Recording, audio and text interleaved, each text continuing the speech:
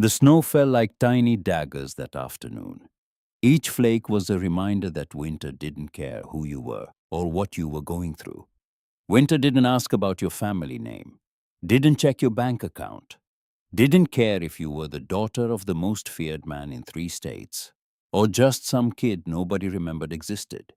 The cold came for everyone the same way. Quiet at first, then all at once, then forever. Wren Graves had been lying to the world for 2 years, and she was getting tired of it.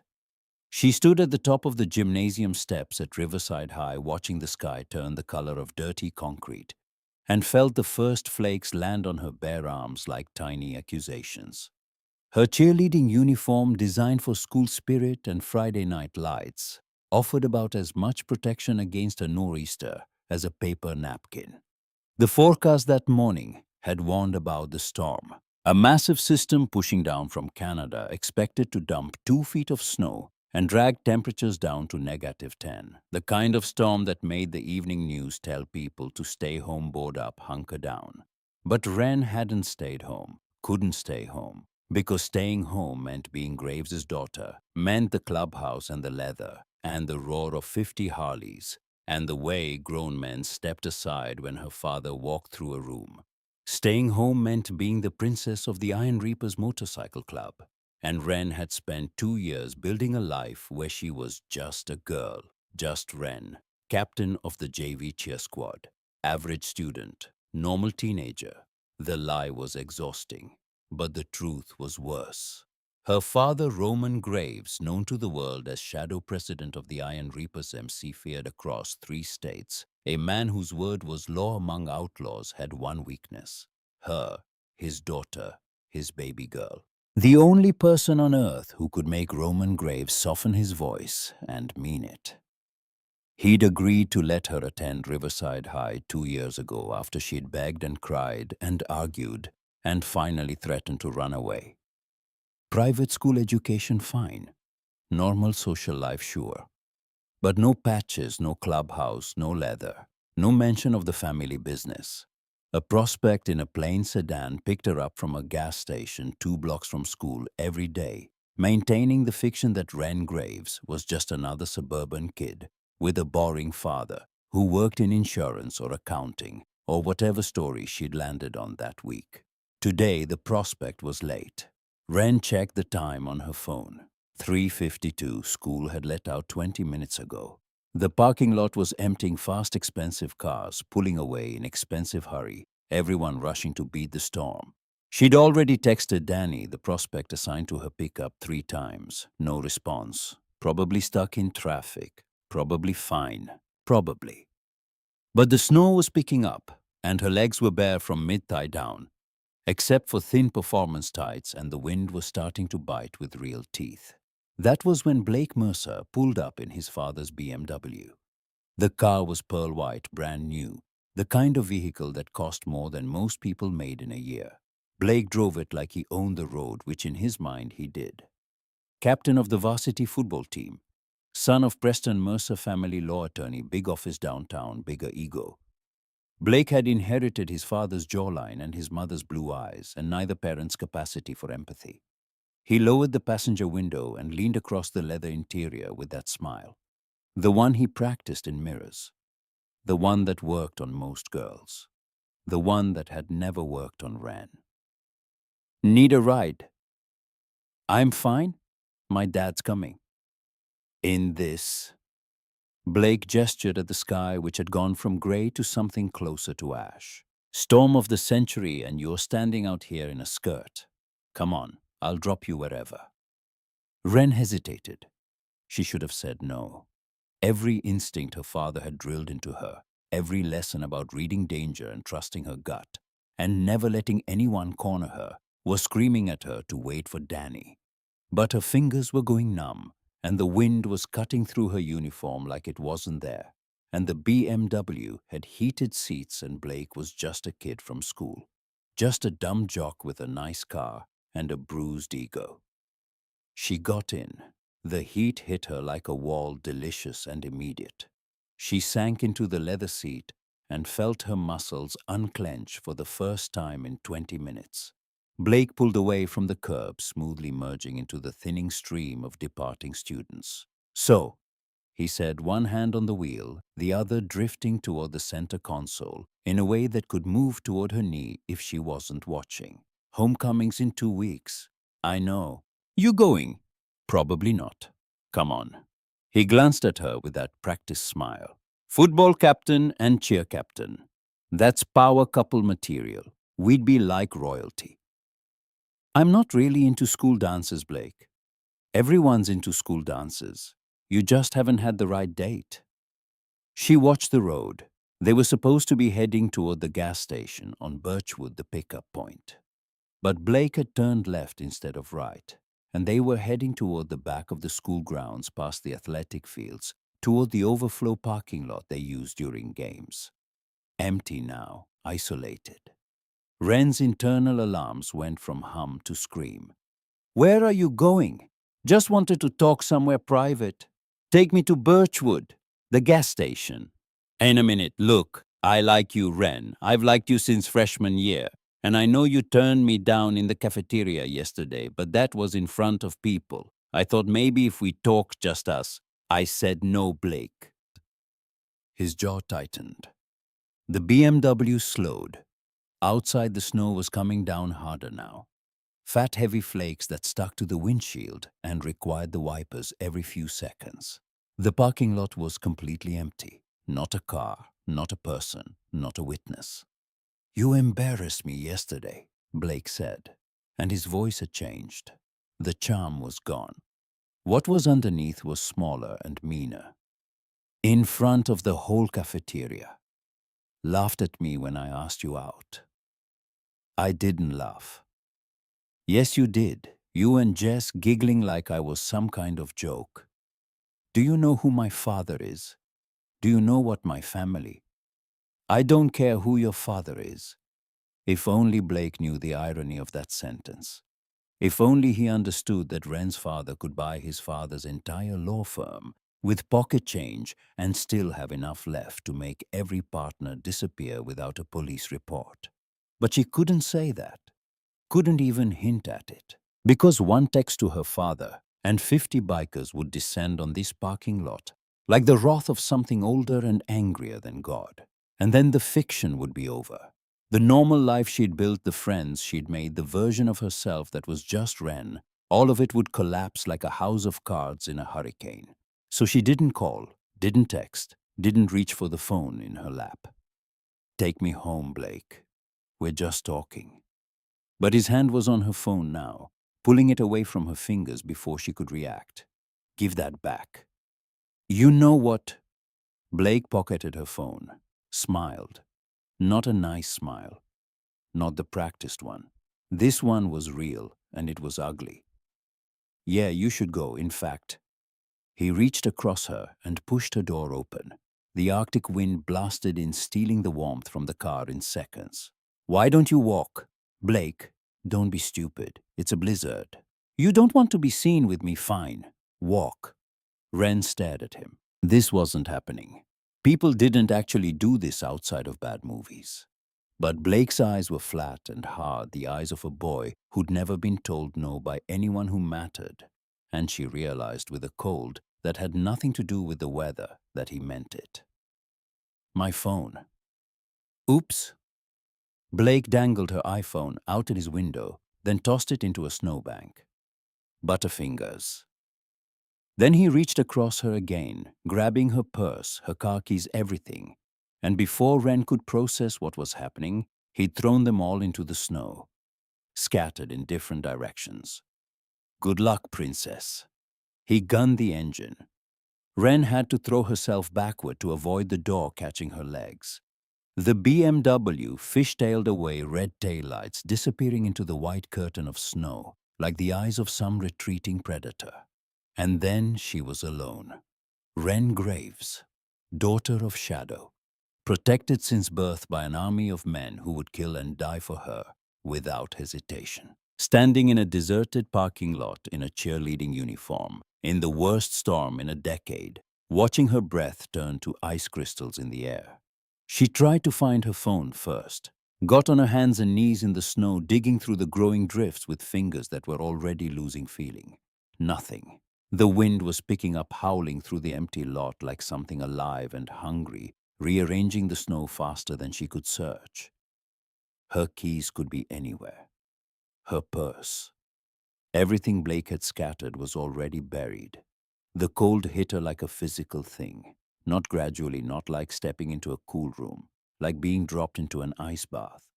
Her legs went numb first, bare skin, screaming, and then going silent in a way that frightened her more than the screaming had. Her arms erupted in goosebumps that felt permanent, the thin shell top and pleated skirt offering nothing. Less than nothing. Wren had been trained for a lot of scenarios. Her father had taught her how to spot a tail on the highway, how to read a room for exits, how to throw a punch that would break a nose, how to handle a knife, how to talk her way out of a confrontation with a calm voice and steel eyes. He'd prepared her for the world as he understood it. A world of rivals and territories and old grudges settled with iron and fire. But he'd never taught her what to do when you were stuck in a blizzard in a cheerleading uniform, because some entitled boy decided rejection deserved punishment. The nearest building was the school, but it locked at 4. The nearest gas station was 2 miles away. 2 miles in this wind, in these clothes, with the temperature dropping by the minute. She started walking, made it 50 yards and stopped. Her legs weren't working right. The muscles were seizing, refusing to cooperate. Her thoughts were getting slow and fuzzy, like her brain was being wrapped in cotton. Hypothermia. The cheerleading coach had covered this once during a winter conditioning talk nobody had paid attention to. Her father's medic at the clubhouse, a former Army corpsman named Patch, had explained it in detail when she was 12. Core temperature drops. Blood retreats from the extremities. The brain starts shutting down non-essential functions. First clear thinking goes, then coordination, then consciousness, then everything.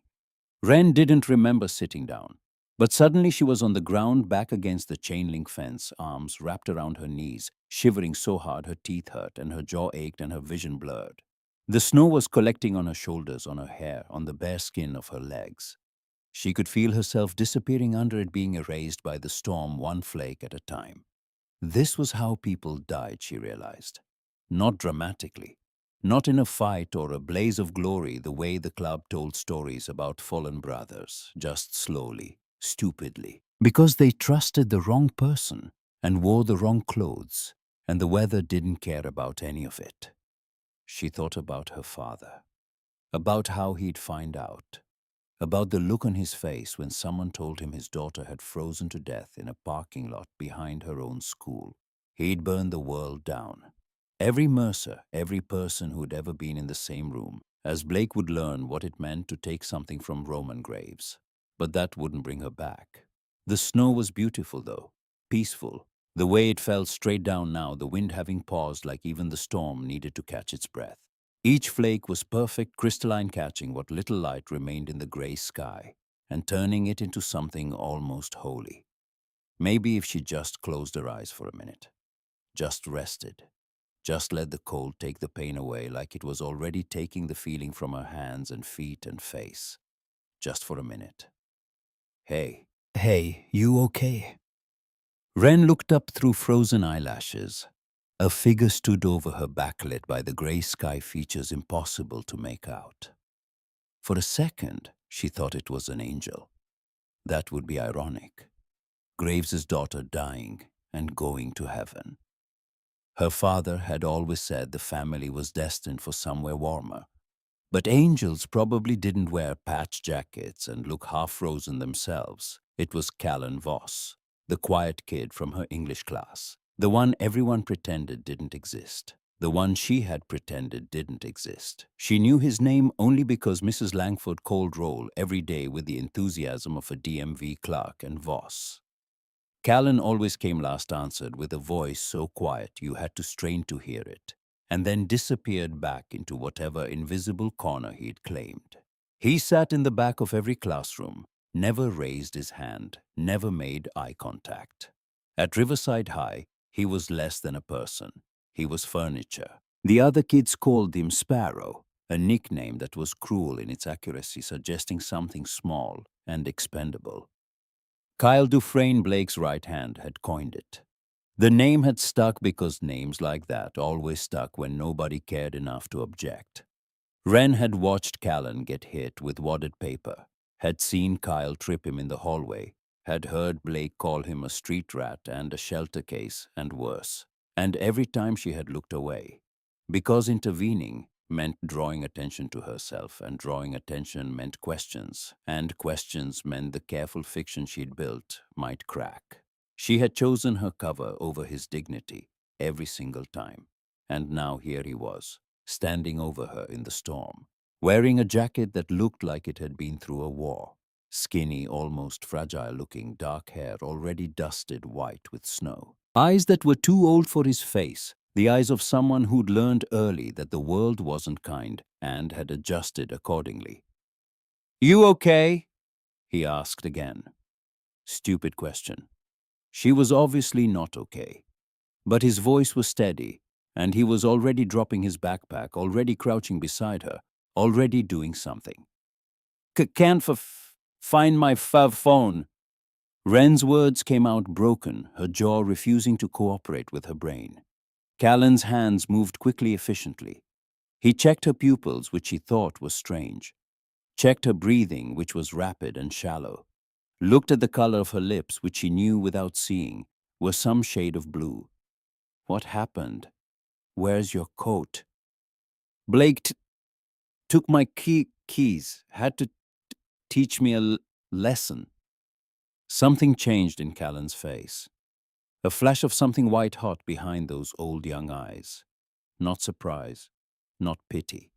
Rage. Pure, bright, controlled rage that appeared and disappeared so fast, Wren thought she might have imagined it. He filed it away, put it somewhere behind those quiet eyes where it could wait. "Can you stand?" He helped her to her feet, but she could barely support her own weight. Her legs were columns of ice, foreign objects attached to her body that no longer accepted commands from her brain. Callan wrapped his arm around her waist, taking most of her weight against his side. He was stronger than he looked, but not by much. She could feel his ribs through his jacket. They made it maybe 10 feet before Callan stopped. Wren felt him go still against her, felt the calculation happening in his body. She looked at his face and saw him looking at her legs, at her arms, at the blue-white color of her skin. Then she saw him look down at his own jacket. She understood what he was thinking before he moved. "No," she said. "Don't." But Callan Voss had already made his decision. His hands moved to the zipper, the jacket old and worn and patched at both elbows with mismatched flannel. One pocket stitched shut with dental floss. The zipper, sticking halfway before giving way with a grunt of effort, came off his shoulders and went around hers in one motion. The fabric was warm. Not just warm, alive with his body heat, thick with synthetic fill that held warmth like a promise. "What are you doing?" Wren's voice cracked. "You'll freeze." "I live close by. You don't." The lie came easy, like he'd been practicing it his whole life. He didn't tell her about the abandoned auto shop 5 miles in the opposite direction where he'd been squatting for 3 months. Didn't mention that this jacket was the difference between maybe surviving the walk and definitely not making it. Didn't say that this coat was the last thing his mother had given him. Before pancreatic cancer took her 18 months ago, bought 3 sizes too big at a Goodwill, so he'd grow into it, patched by her own hands during her last good week, when she could still hold a needle. This jacket was his mother's voice saying, "I love you." It was her hands, already too thin, stitching the elbow tear he'd gotten climbing the fence at their old apartment. It was every double shift she'd worked so he could have new school supplies. It was memory and home, and the only proof that someone had once loved him enough to try. And he put it on a stranger's shoulders without a second thought. "No, I can't." Wren tried to push it back, but Callan was already stepping away. His thin t-shirt, faded black with a band logo from a concert he'd never attended, already soaked through. The wind cut through the cotton like it wasn't there. She could see his body react immediately, the shiver starting at his shoulders and running down through his whole frame. "You need this more than me." His voice was starting to shake, but his eyes were steady. Simple math. He steered her toward the street, kept her moving, partially to maintain her circulation, partially because, if he stopped, the cold would take him standing still. The bus stop, a pathetic plastic shell that barely blocked the wind, was 2 blocks west.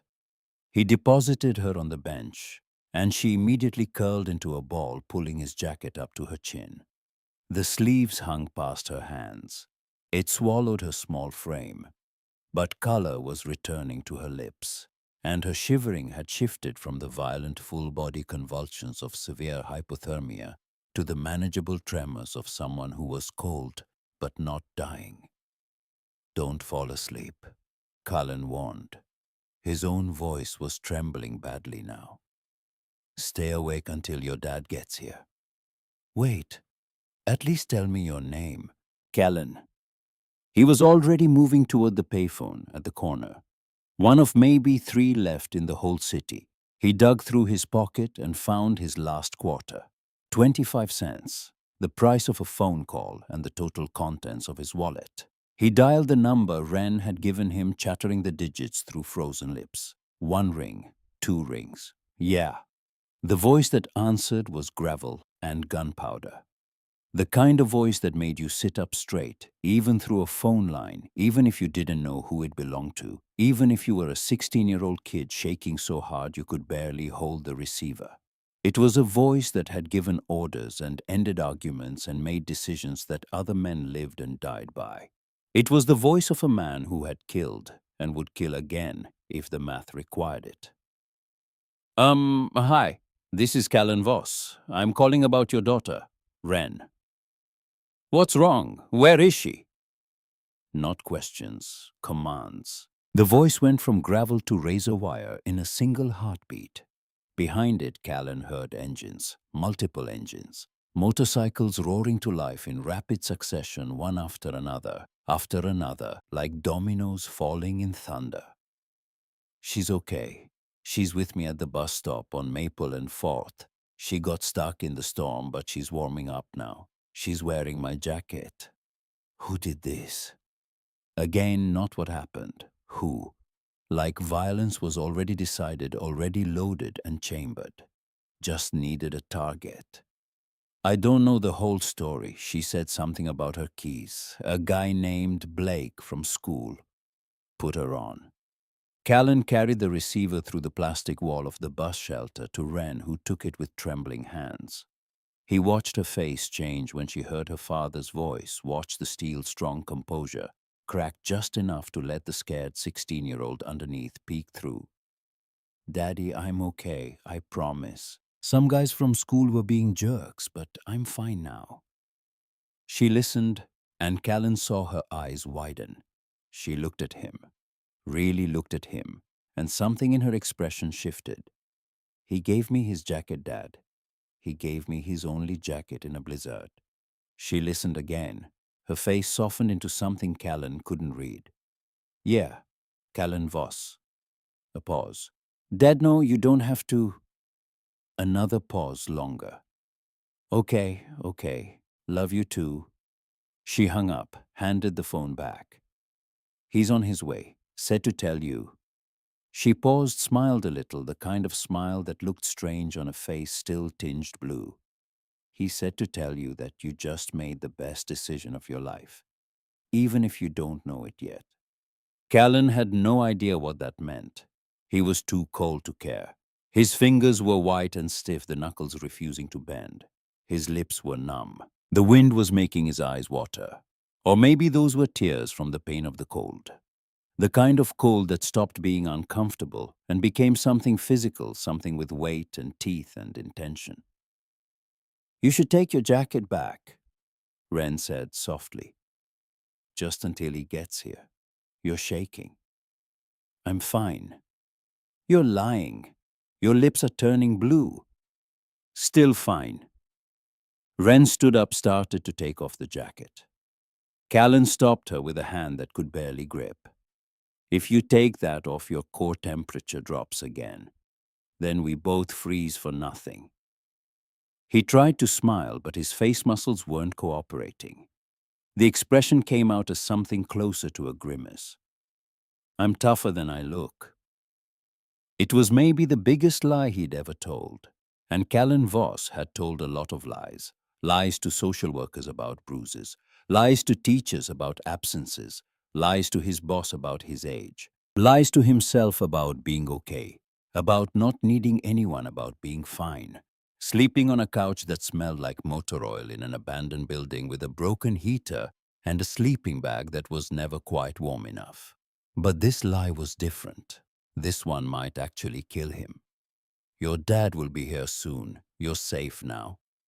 He started backing away from the bus stop, into the storm, into the white. Wait, where are you going? Home. Like I said, close by. Callan. Wren stood up the jacket, making her look even smaller. A girl drowning in fabric and gratitude. Thank you. You saved my life. Just stay warm, Callan said. And he turned and walked into the storm. Wren watched him go, watched the thin figure in the soaked black t-shirt disappear into the wall of white, growing fainter with each step, until he was just a shadow. Then a suggestion of a shadow. Then nothing. Gone. Like he had never been there at all. Like the boy who sat in the back corner of every classroom had simply faded into the background one final time. She pulled his jacket tighter around herself. It smelled like motor oil and cheap soap and something else, something warm and sad and human. She buried her face in the collar and breathed and felt something crack open in her chest that had nothing to do with the cold. This boy, this invisible, forgotten, thrown-away boy had given her the only thing he owned, the coat off his back, in a blizzard, then walked away wearing nothing into a storm that could kill him without asking for anything in return. Not a thank you, not a phone number, not even credit. And Wren Graves, who had watched him get bullied for 2 years and never said a word, who had looked away every single time.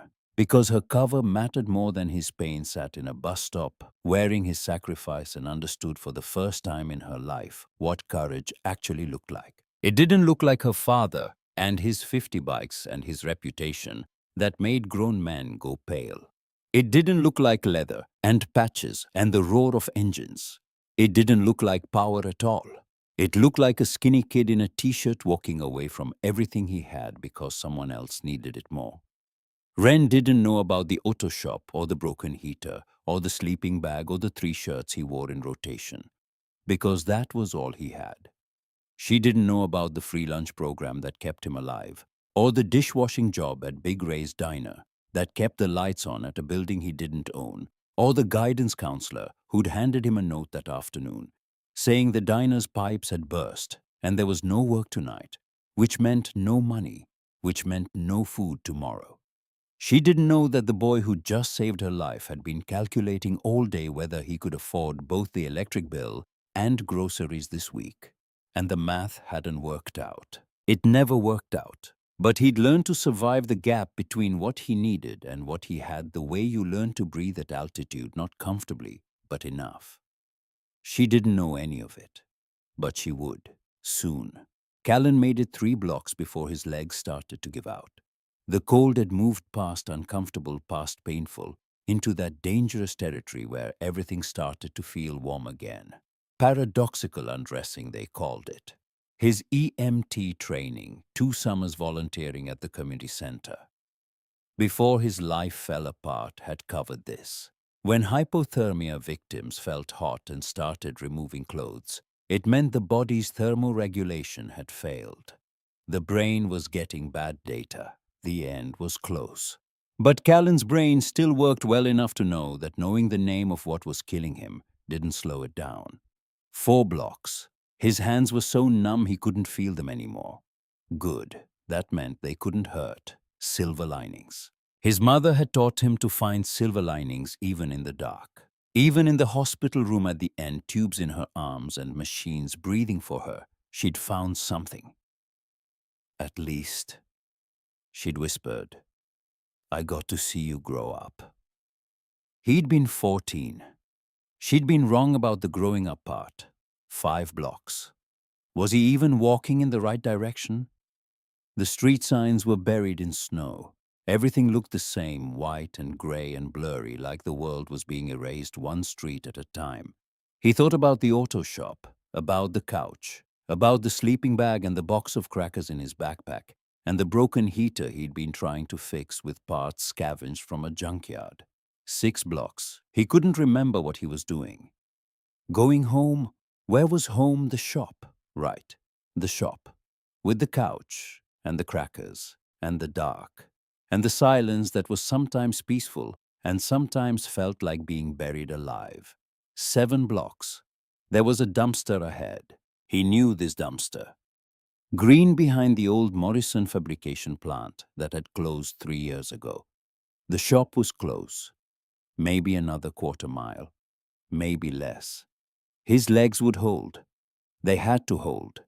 They'd held through everything else, through the funeral and the foster homes and the stepfather's fists and the 3 months of sleeping in an abandoned building and going to school every day because school meant free lunch and free lunch meant surviving. His legs stopped working. He hit the ground hard, landing in a snowdrift that felt soft as cotton, comfortable even. Strange how snow could be comfortable. It was like falling into a featherbed if featherbeds were made of ice and silence and the slow dimming of everything that made you alive. He should get up. He knew he should get up. Hypothermia victims who stopped moving died. That was the rule. Keep moving. Stay conscious. Fight. But he was so tired. He'd been tired for so long. Tired of being invisible. Tired of being hungry. Tired of lying about being okay. Tired of carrying the weight of his own survival on shoulders that were still growing, still forming, still too young and too narrow for the load the world had placed on them. And he'd done a good thing, hadn't he? Saved that girl, Wren, the one with the dark eyes and the sad smile who sat 3 rows ahead of him in English and never knew he existed until today. She'd be okay now. Her dad was coming. The jacket would keep her warm until he got there. His mom would have been proud. She would have said, "That's my boy, that's my Callan." She would have held his face in her thin hands and kissed his forehead and told him he was good, he was brave, he was everything she'd raised him to be. The thought of her hands was warm, warmer than the snow, warmer than the jacket he'd given away. He closed his eyes and let the warmth of the memory replace the cold of the world. The snow continued to fall, gentle and relentless, patient as death. It settled on his dark hair and his thin shoulders, and the t-shirt that was already stiff with ice covering him slowly, quietly, the way the world covers the things it wants to forget. In the bus stop on Maple and 4th Wren Graves, heard the sound before she saw anything. Thunder, not from the sky but from the road. A deep, rolling mechanical roar that built and built until the air itself vibrated with it. She knew that sound, had grown up with that sound, had fallen asleep to that sound as a child curled up in her father's office at the clubhouse while the brothers came and went and the bikes sang their iron lullabies. 50 Harleys, maybe more, coming fast. They appeared through the white curtain of snow like a cavalry charge from another century. Headlights cutting through the storm in perfect formation. Riders hunched against the wind in leather and denim engines, synchronized into a single wall of sound that pushed back the silence and the cold and the emptiness of the abandoned street. At the front, on a massive road king that gleamed black even under a layer of fresh snow, rode Roman Graves. He was off his bike before it fully stopped, boots hitting pavement, striding toward the bus stop. With that ground-eating walk, the one that made grown men step aside, the one that parted crowds like the prow of a warship cutting through waves. Bald head bare to the storm, leather vest over a flannel shirt, eyes hard as flint. "Daddy!" Wren launched herself at him, and for a moment she was 5 years old again, scraped knee from falling off her bike in the clubhouse parking lot, needing her father to make the world safe again. Roman caught her. wrapped his arms around her, and held on with the careful ferocity of a man who understood perhaps better than anyone alive how quickly the people you loved could be taken away. He felt how cold she was, even through the jacket, even through the leather he'd pulled from his own shoulders and draped over her on the ride here. He felt the trembling in her muscles and the ice in her skin, and something ancient and violent woke up in his chest, something that had killed 12 men and would happily add to the number. Who did this? It's okay, I'm fine.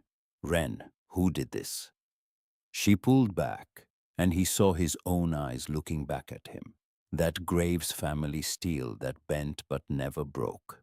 Blake Mercer, him and his friends, they took my phone, threw my keys in the snow, left me in the parking lot. Roman memorized the name, Blake Mercer, age probably 17 or 18. Father Preston Mercer, family law, big office downtown, crime assault. Possible attempted manslaughter. Sentence to be determined by a court of law or by a court of Roman graves, whichever convened first. Where's the boy? Ren's face changed. Callan, he left, said he lived nearby. Roman looked at the jacket his daughter was wearing, really looked at it. Not just worn, held together by patches and hope. The zipper was broken halfway. One of the pockets had been stitched closed with what looked like dental floss. The fabric was thin in places, patched with mismatched material. But the fill was decent, down once upon a time, meant for serious cold. Someone had cared about this jacket. Someone had maintained it long past its natural lifespan, because they couldn't afford to replace it, but couldn't afford to lose it either. This wasn't a spare coat. This was someone's only coat, someone's everything. He said he lived close by. Roman's voice was soft now, the kind of soft that made his brothers nervous because it meant the president was thinking, and when the president thought, things happened. Big things, irreversible things. That's what he said. Ren bit her lip. But Dad, I don't think he was telling the truth. He's Callan Voss. He's in my English class. He sits alone at lunch, every day. Always wears the same 3 shirts. The other kids?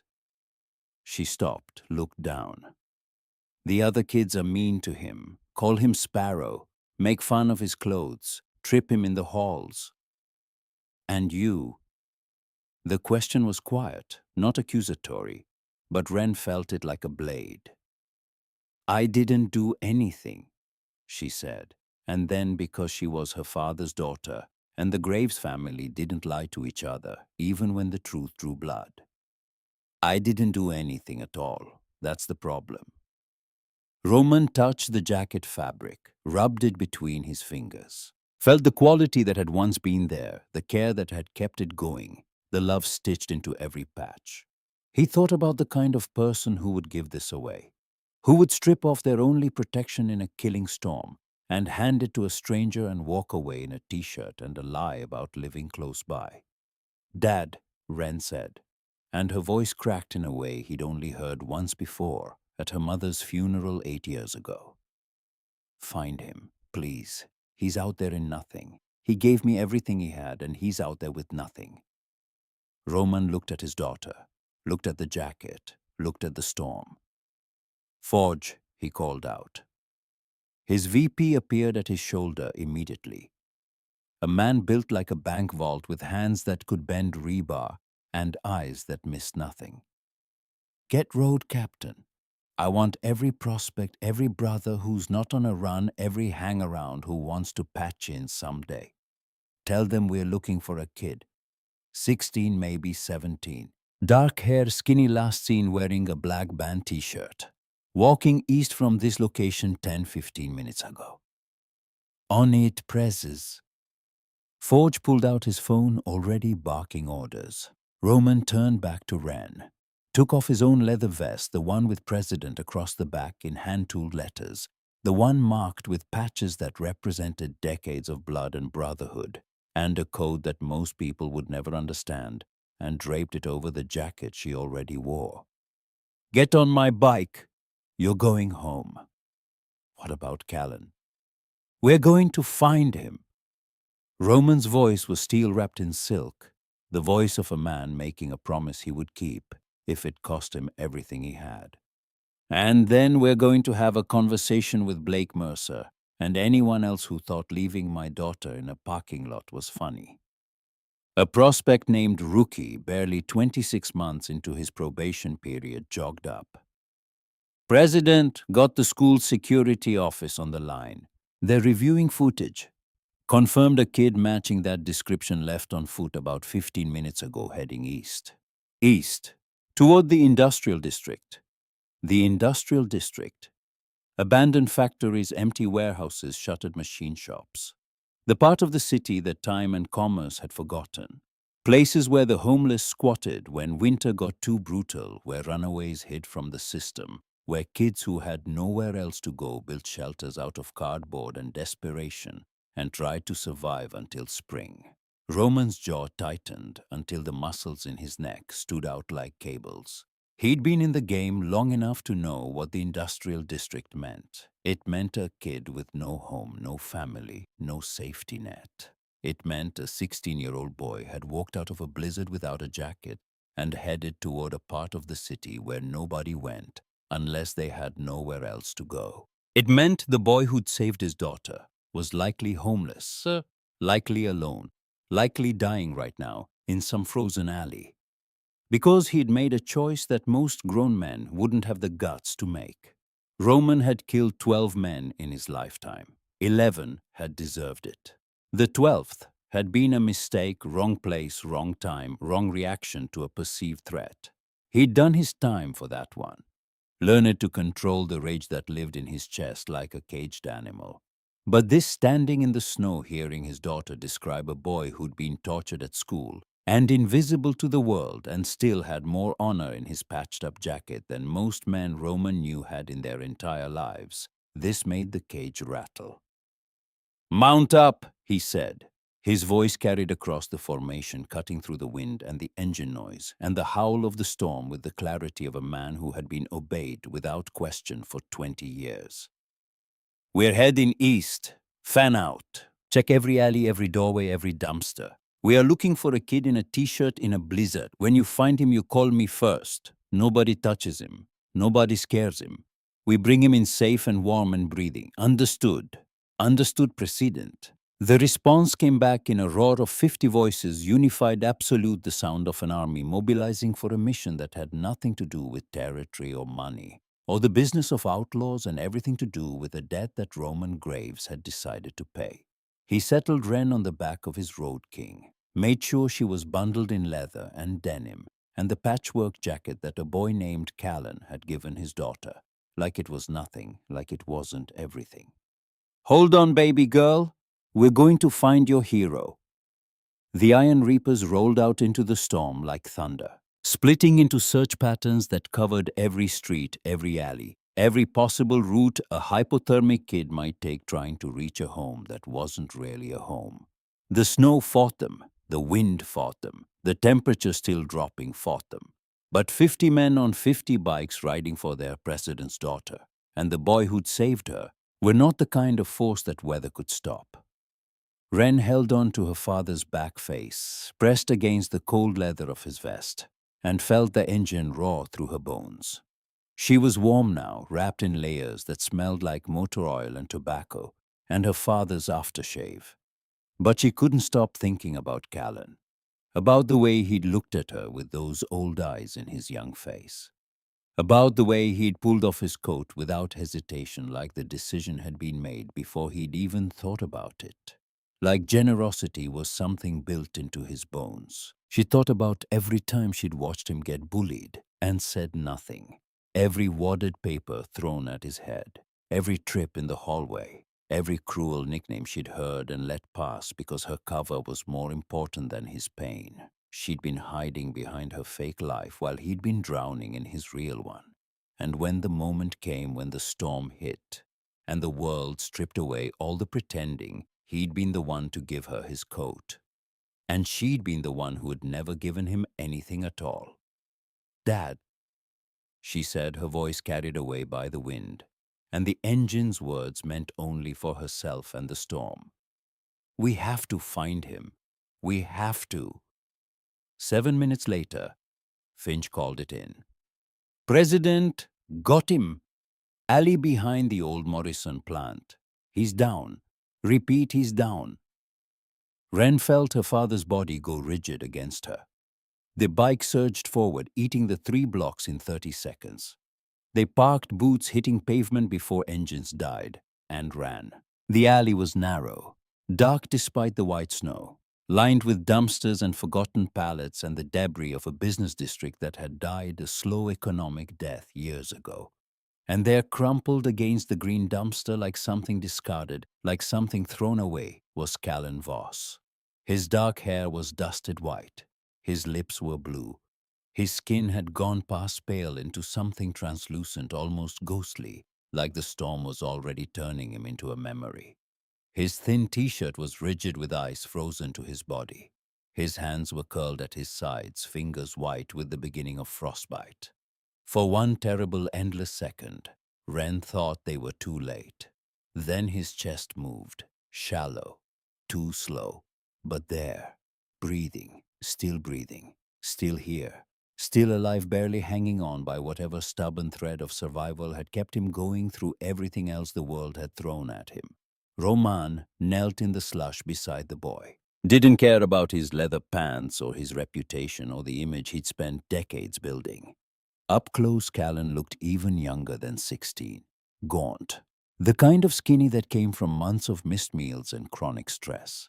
Cheekbones too sharp, collarbones too visible. A kid who'd been running on fumes for so long he'd forgotten what a full tank felt like. This boy had given everything to save Wren, literally everything. Right down to the coat off his back, and the warmth from his body, and the lie about living close by that had let him walk away into the cold without making her feel guilty about taking his last possession. Get him up, carefully. Roman's voice was controlled, precise, the voice of command. But his hands, as he helped Forge and Finch lift Callan between them, were gentle. Gentle in a way that his brothers had never seen before and would never speak about. Callan didn't wake up, didn't groan, didn't move. Just hung between them like something broken, something the world had used up and thrown away and forgotten about. Hospital, Roman said. Now, rookie ride ahead. Tell the ER at Presbyterian we're coming in hot with a hypothermia case. Male 16 core temp unknown but low. Tell them Roman Graves is paying, and if they give you any trouble about insurance or paperwork, they can discuss it with my lawyer. Which hospital, Press? Presbyterian, best trauma center in the city. Move. The formation reformed around Forge's bike, where Callan lay cradled in the sidecar, wrapped in every spare jacket the brothers could provide. Leather and denim and flannel piled on top of the boy, like armor, like a shield against the cold that had almost taken him. Roman led the charge. Wren rode behind him, looking back every few seconds at the sidecar, at the still figure buried under donated jackets, at the boy who had given her everything and asked for nothing, and nearly died for the crime of being kind in a world that punished kindness. She made a decision in that moment, a decision that would change the trajectory of her life and Callan's life and the lives of everyone who touched them. She was done hiding, done pretending, done choosing her cover over other people's pain, done being the girl who looked away. Whatever happened next, Wren Graves was going to make this right. Not because her father told her to, not because the club demanded it, not because she owed a debt, although she did a debt so large she wasn't sure a lifetime could repay it. Because she'd finally understood something her father had tried to teach her for 16 years, something she'd never grasped until a boy with nothing gave her his everything. You don't protect people because they can protect you back. You protect them because it's right, because the choice is simple, because the math is easy, because someone is cold and you have a jacket, and that's all there is to it. The motorcycles roared through the storm, 50 engines singing, the snow still falling. And somewhere in a sidecar under a pile of borrowed warmth, a boy named Callan Voss kept breathing, kept holding on, kept surviving the way he always had, one heartbeat at a time, toward a future he couldn't see and didn't dare hope for, carried by strangers who were about to become his family. Callan Voss woke up to warmth, not the kind of warmth he was used to, not the insufficient heat of a sleeping bag zipped to the chin in a building with no insulation, not the fleeting warmth of standing over the industrial sink at Big Ray's diner, hands submerged in scalding dishwater, while the kitchen exhaust blew grease-scented air across his back. Not the memory of warmth, which was all his mother's jacket had really provided in the end, more comfort than insulation, more love than science. This was real warmth, overwhelming, penetrating. The kind that reached all the way down to bones he'd forgotten could be warm. It wrapped around him from every direction above and below, and from inside pumped through heated blankets and IV fluids, and the steady mechanical patience of a hospital doing what hospitals do when someone arrives more dead than alive. He tried to move and discovered he couldn't. Panic spiked through the warmth like a nail through wood. Was he paralyzed? Trapped, restrained? His mind flashed through every bad scenario his life had trained him to expect. Foster home, group facility, police. The system reaching for him with its slow, well-meaning hands that always squeezed too tight. His eyes flew open. Hospital room, private from the looks of it. The walls weren't institutional green, but a soft cream. There was actual art on the walls, landscapes, mountains. The kind of prints they put in places where people paid extra to feel less like they were dying. A window showed the storm still raging outside, snow driving against the glass in horizontal sheets. But in here, it was bright and warm and impossibly safe. Callan was buried under what felt like a dozen heated blankets. An IV dripped clear fluid into his left arm. Monitors beeped softly beside the bed, tracking numbers and rhythms he didn't understand. His fingers wrapped in some kind of warming sleeve tingled with the painful resurrection of circulation, returning to places that had given up on being alive. "Hey, Sleeping Beauty's awake." Callan turned his head slowly. Everything felt slow, like his body was running at half speed, still thawing from the inside out. A man sat in the chair beside his bed, big, completely bald, tattoos running up his neck and disappearing into the collar of a flannel shirt worn under a leather vest. The vest had patches, lots of patches. Words and symbols that Callan's scattered brain couldn't quite process, except for one stitched across the back in letters he could read even from the wrong angle. President. Who?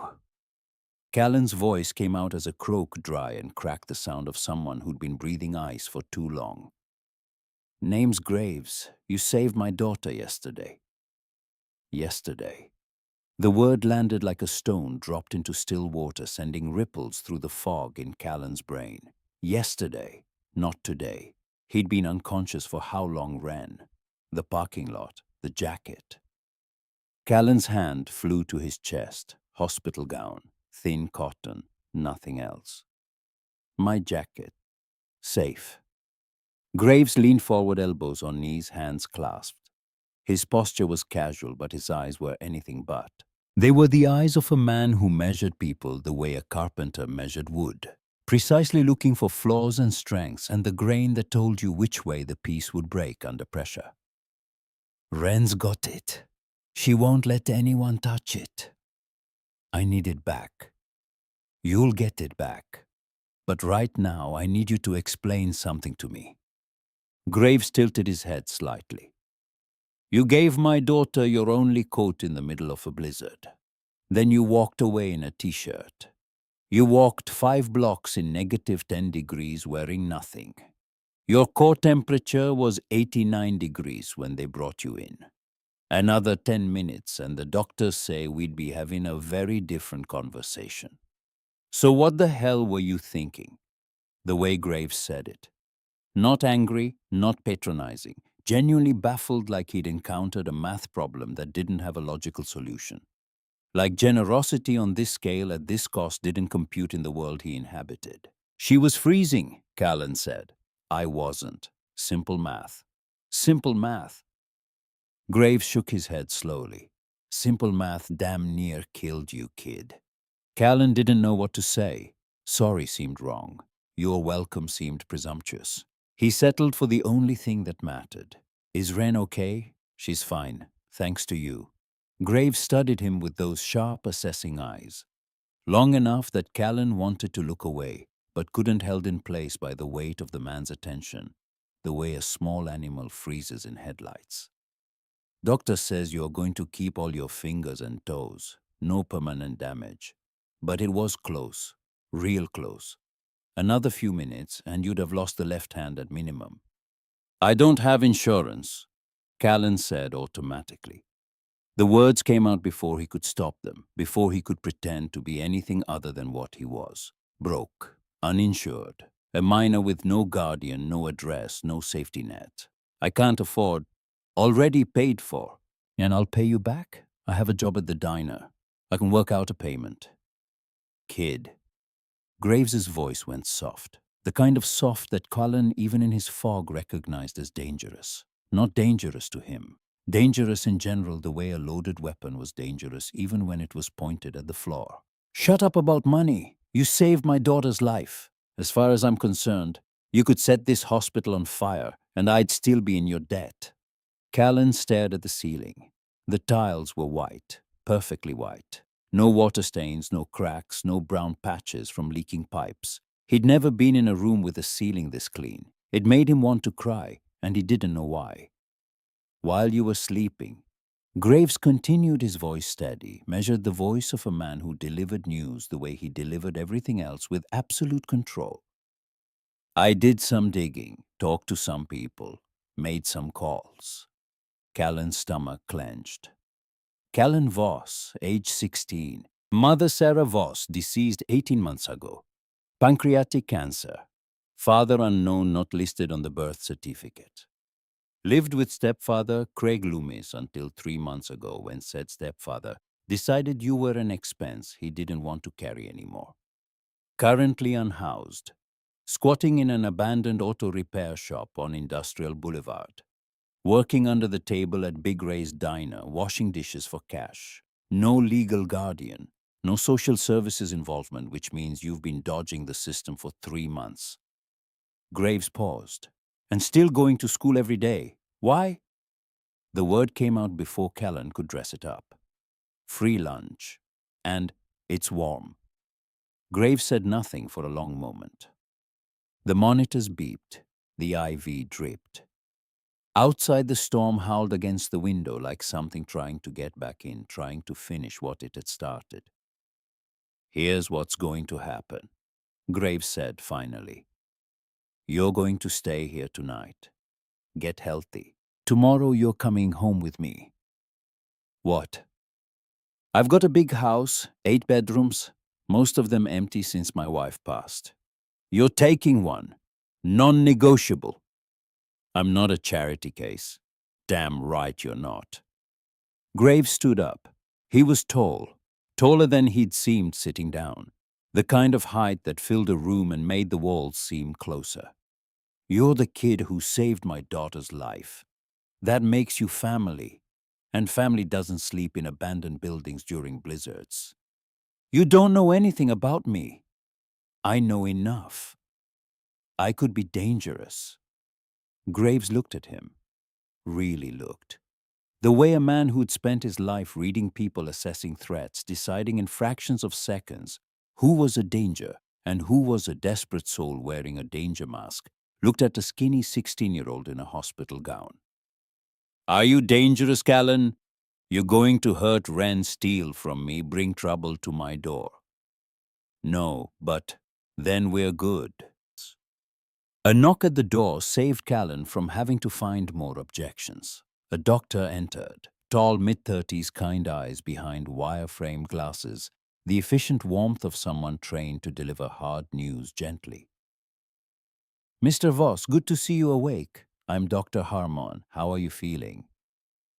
Warm, Callan said honestly. It was the first entirely true thing he'd said in months. Dr. Harmon smiled. That's the goal. Your core temperature is back to normal, but I want to keep you overnight for observation. Hypothermia can have delayed effects, cardiac arrhythmia, kidney complications. We need to make sure everything's functioning properly. I really can't afford. Already handled, Dr. Harmon said, glancing at Graves. Mr. Graves has taken care of all expenses. Your only job right now is to rest and recover. She checked his vitals, adjusted something on the IV, made notes on her tablet, and left with the quiet efficiency of someone who had other patients to save. Callan lay in the warm bed in the private room and felt the walls closing in. Not physically. Emotionally, help was closing in. Generosity was closing in. The terrifying, suffocating weight of someone caring about him was closing in, and every survival instinct he'd developed over 16 years of disappointment was screaming at him to run. Help came with strings, always. The foster homes had come with strings. The social workers had come with strings. Craig, his stepfather, had come with strings. You could be loved and warm and fed right up until the moment you couldn't, and the fall from warm to cold was worse than never being warm at all. He waited until Graves left the room. He waited until the hallway was quiet. He waited until the nurse's shift changed at 11:30, the gap in coverage he'd mapped during the hours he'd pretended to sleep. Then Callan Voss pulled the IV from his arm, put on his frozen clothes that someone had folded on the chair, and walked out of the hospital into the night. The storm had died. The city was buried in white, silent and still and cold in the way that only a world covered in fresh snow can be cold, clean, and absolute and honest.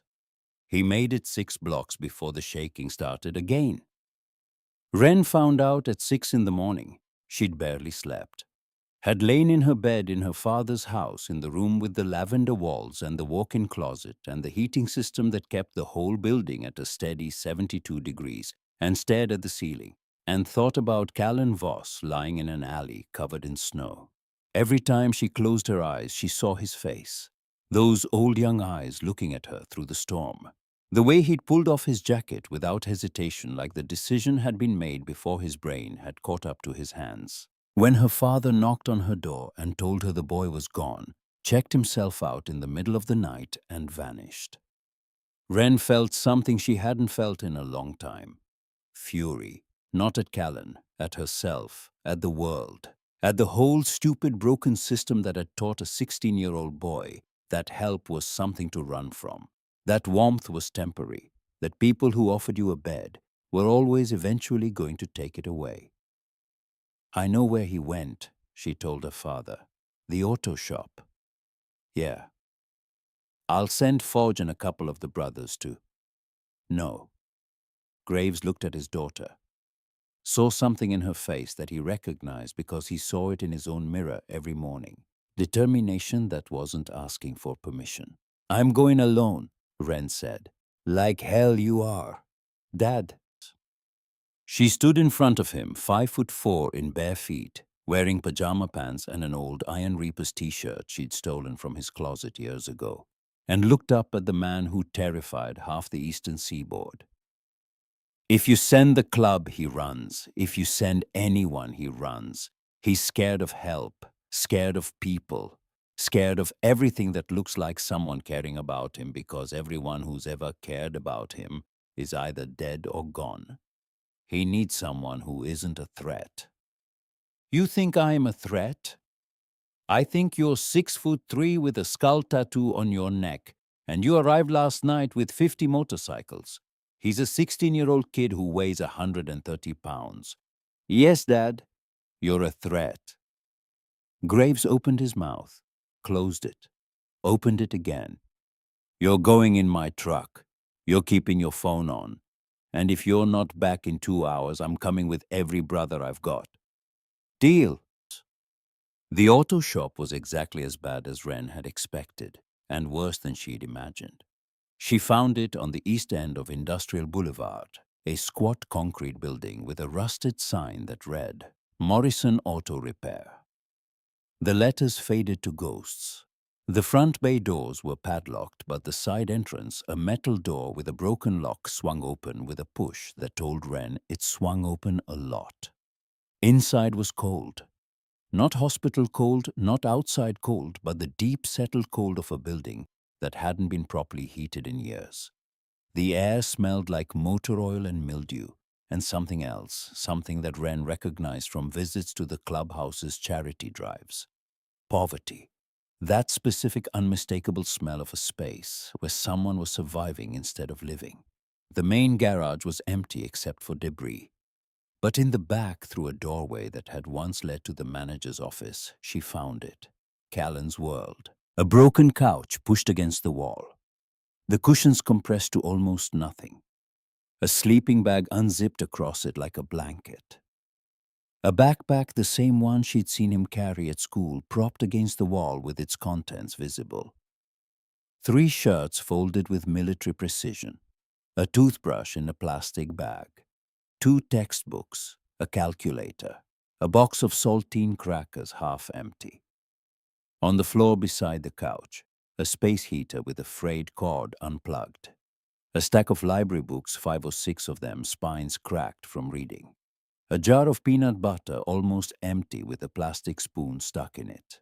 And taped to the wall above the couch a photograph. A woman, young, dark hair like Callan's. Thin, too thin, but smiling the kind of smile that made you believe the world was good even when you knew it wasn't. She was holding a boy of maybe 6 or 7, and the boy was laughing, really laughing, the kind of laugh that Wren had never seen on Callan Voss's face. Callan was sitting on the couch, knees pulled to his chest, still wearing the hospital's thin cotton shirt under his wet clothes, shaking. Not from the cold, though the cold was certainly contributing. Shaking the way people shake when they've been running for so long that stopping feels more terrifying than the thing they were running from. He looked up when she walked in. His eyes went wide, then narrow, then guarded, the way they always looked at school, like he was calculating exits and threats, and the fastest route to invisible. "How did you find this place?" "My dad knows everything about this city, part of the job."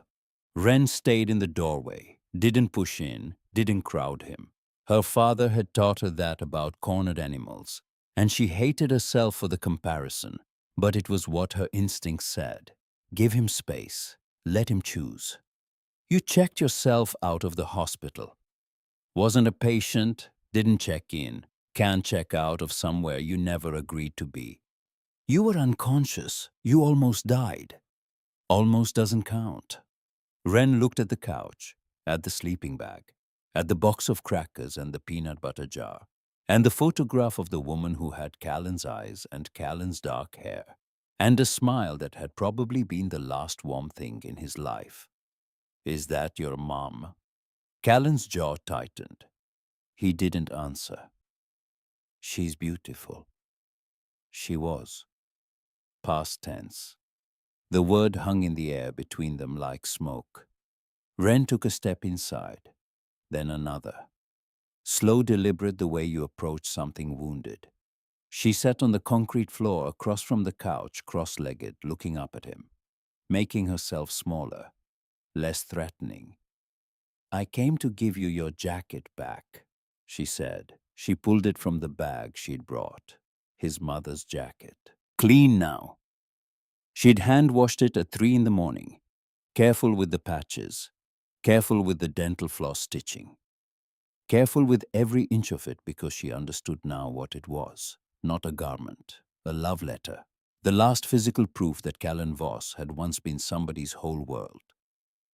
He reached for it with both hands, took it from her like she was handing him something holy, pressed it to his face and breathed in and closed his eyes, and Wren saw his shoulders shake once hard before he locked it down. "Why did you run?" she asked softly. "Didn't run. Left."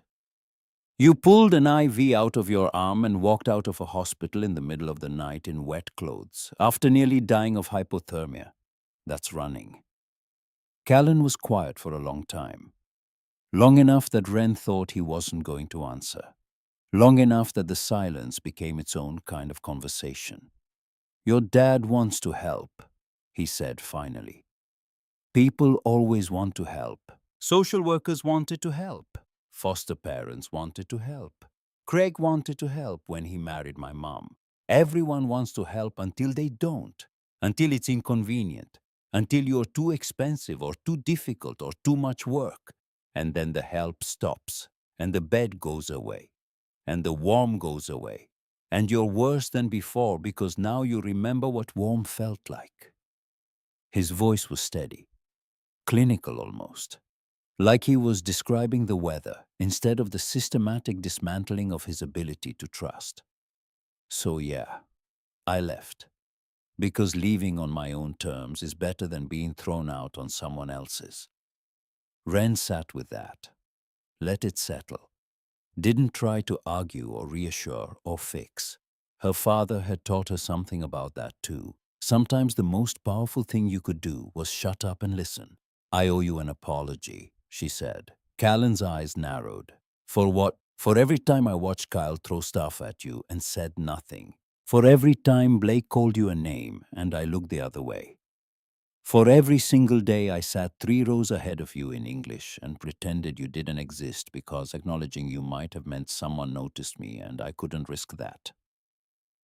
The words came out harder than she'd intended, sharper, directed at herself like weapons.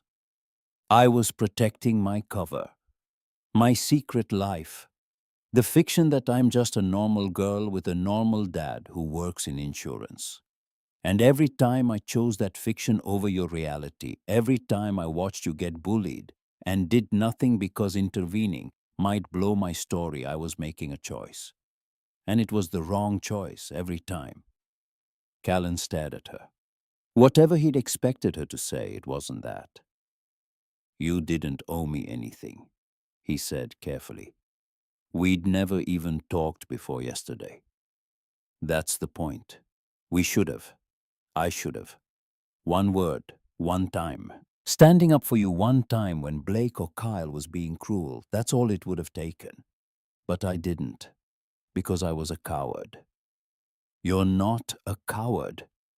I am, or I was. Ren pulled her knees up to her chest, mirroring his posture without meaning to. You gave me your only jacket in a blizzard without knowing my name, without knowing anything about me. You didn't calculate whether it was worth it or whether I deserved it or whether someone might notice. You just did it. Because I was cold and you had a jacket, and that was enough. She looked at him steadily. I'm not asking you to trust everyone. I'm not asking you to trust my dad or the club or the system or any of it. I'm asking you to trust me. Because I owe you that jacket and I pay my debts. The words came out and she heard them and realized with a strange jolt that she sounded exactly like her father. The cadence, the certainty, the absolute unshakable conviction that debts were sacred and payment was non-negotiable. She'd spent 2 years trying to be nothing like Roman Graves, and here she was in an abandoned auto shop, channeling him like he was standing right behind her. Maybe she was more his daughter than she'd wanted to admit. Come home with me, she said. Not forever, not if you don't want to, just try it 1 week, 7 days. If after 7 days you want to come back here to the couch and the crackers and the cold, I won't stop you, my dad won't stop you, but give it a week. Why do you care? Because you saved my life and I watched you almost die for it. And I can't go back to pretending you don't exist. I tried. I laid in my bed last night in my heated room under my down comforter and tried to pretend that you weren't out here freezing. And I couldn't do it. I'm done pretending, Callan. About everything. He looked at the photograph on the wall, at his mother's face, at the boy in her arms who didn't know yet that the world was going to take everything from him. 1 week, he said. The first 3 days were the hardest. Callan moved into the Graves house like a ghost haunting rooms he didn't believe were real. The bedroom they gave him, third floor facing east morning light, had a bed with actual sheets and a comforter so thick it felt like sleeping in a cloud. He didn't sleep in it the first night. Slept on the floor beside it wrapped in his mother's jacket because the bed felt like a trap. Too soft, too good. Things that felt this good were always taken away. He ate fast. Head down, one arm curved around his plate like someone might snatch it. Wren noticed the first morning at breakfast the way he inhaled the eggs and toast like he was in a race, and she wanted to say something, but caught her father's eye across the table. Graves shook his head slightly. Not now, not yet. Let him adjust. By the second night, Callan was sleeping on the bed, but on top of the comforter, still in his clothes, still wearing his jacket. By the third, he'd taken the jacket off, hung it on the bedpost where he could see it, and slept under the covers. Progress measured in inches. He locked his door at night, every night. Wren could hear the click from her room down the hall. It wasn't fear of the Graves family. It was the habit of a boy who'd learned that closed doors were the only reliable protection the world offered. Roman noticed the lock, noticed the food hoarding, noticed the way Callan flinched when someone raised a voice even in laughter, noticed the way the kid sat in corners with his back to the wall, eyes on every door, mapping exits the way a combat veteran mapped a room. Roman had seen this before, not in kids, in men. Men who'd come back from war or from prison, or from the kind of life that rewired the brain to treat safety as a temporary illusion. He didn't push, didn't comment, didn't try to fix it with words or gestures, or the big-hearted interventions that well-meaning people always attempted. And that always backfired because you couldn't talk someone out of trauma any more than you could talk someone out of a broken leg. It had to heal. Healing took time. And time required patience, which was not a virtue Roman Graves was known for, but which he was willing to learn for this kid. What Roman did was small and consistent. He left the kitchen light on every night so that if Callan came downstairs for water or food, or just to prove to himself that the kitchen was still there, he wouldn't have to navigate the dark. He kept the pantry stocked with the specific brands of crackers and peanut butter he'd seen in the auto shop because familiarity was its own kind of safety. He knocked before entering every room, even his own living room, if Callan was in it, because the boy deserved the dignity of warning. Wren watched all of this from the periphery, watched her father, the most feared man she knew, restructure his entire household around the comfort of a traumatized 16-year-old. And she understood perhaps for the first time what her father's power was actually for. Not for intimidation, not for territory, not for the business that kept the club running and the bills paid and the lawyers on retainer. It was for this, for protecting people who couldn't protect themselves, for making safe spaces in an unsafe world, for standing between the vulnerable and the cold and saying not on my watch and meaning it with everything he had. She found the food on the fourth day. 3 granola bars, an apple, and a package of crackers hidden under his pillow. Emergency rations, a survival kit assembled from the kitchen, not because he was hungry, but because some part of his brain still believed this would end, still expected the knock on the door. The apologetic face, the "we're sorry, but this isn't working anymore" speech that had preceded every eviction from every temporary home he'd ever known. Wren took the food out, replaced it with a note. The kitchen is always open. The fridge is always full. Nobody is going to take this away. Not in a week. Not in a month. Not ever. And if you need proof, ask my dad how long the last kid he took in stayed. Answer, he's still here. His name is Forge and he's been family for 22 years. She didn't know if the note would help. But when she checked the next day, the food stash was gone, and the note was folded carefully in the pocket of his mother's jacket.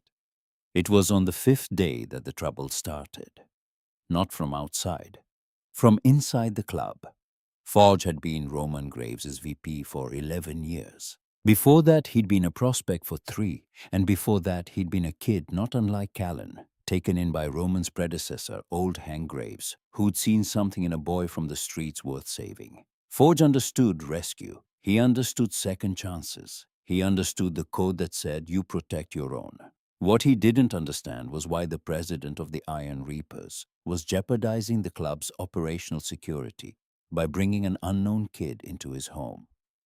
It's a risk, Prester, Forge said at church, the club's weekly meeting held in the chapel room of the clubhouse. 22 patch members sitting around the table, smoke curling toward the ceiling. the air thick with leather and history and the weight of decisions that affected 100 families.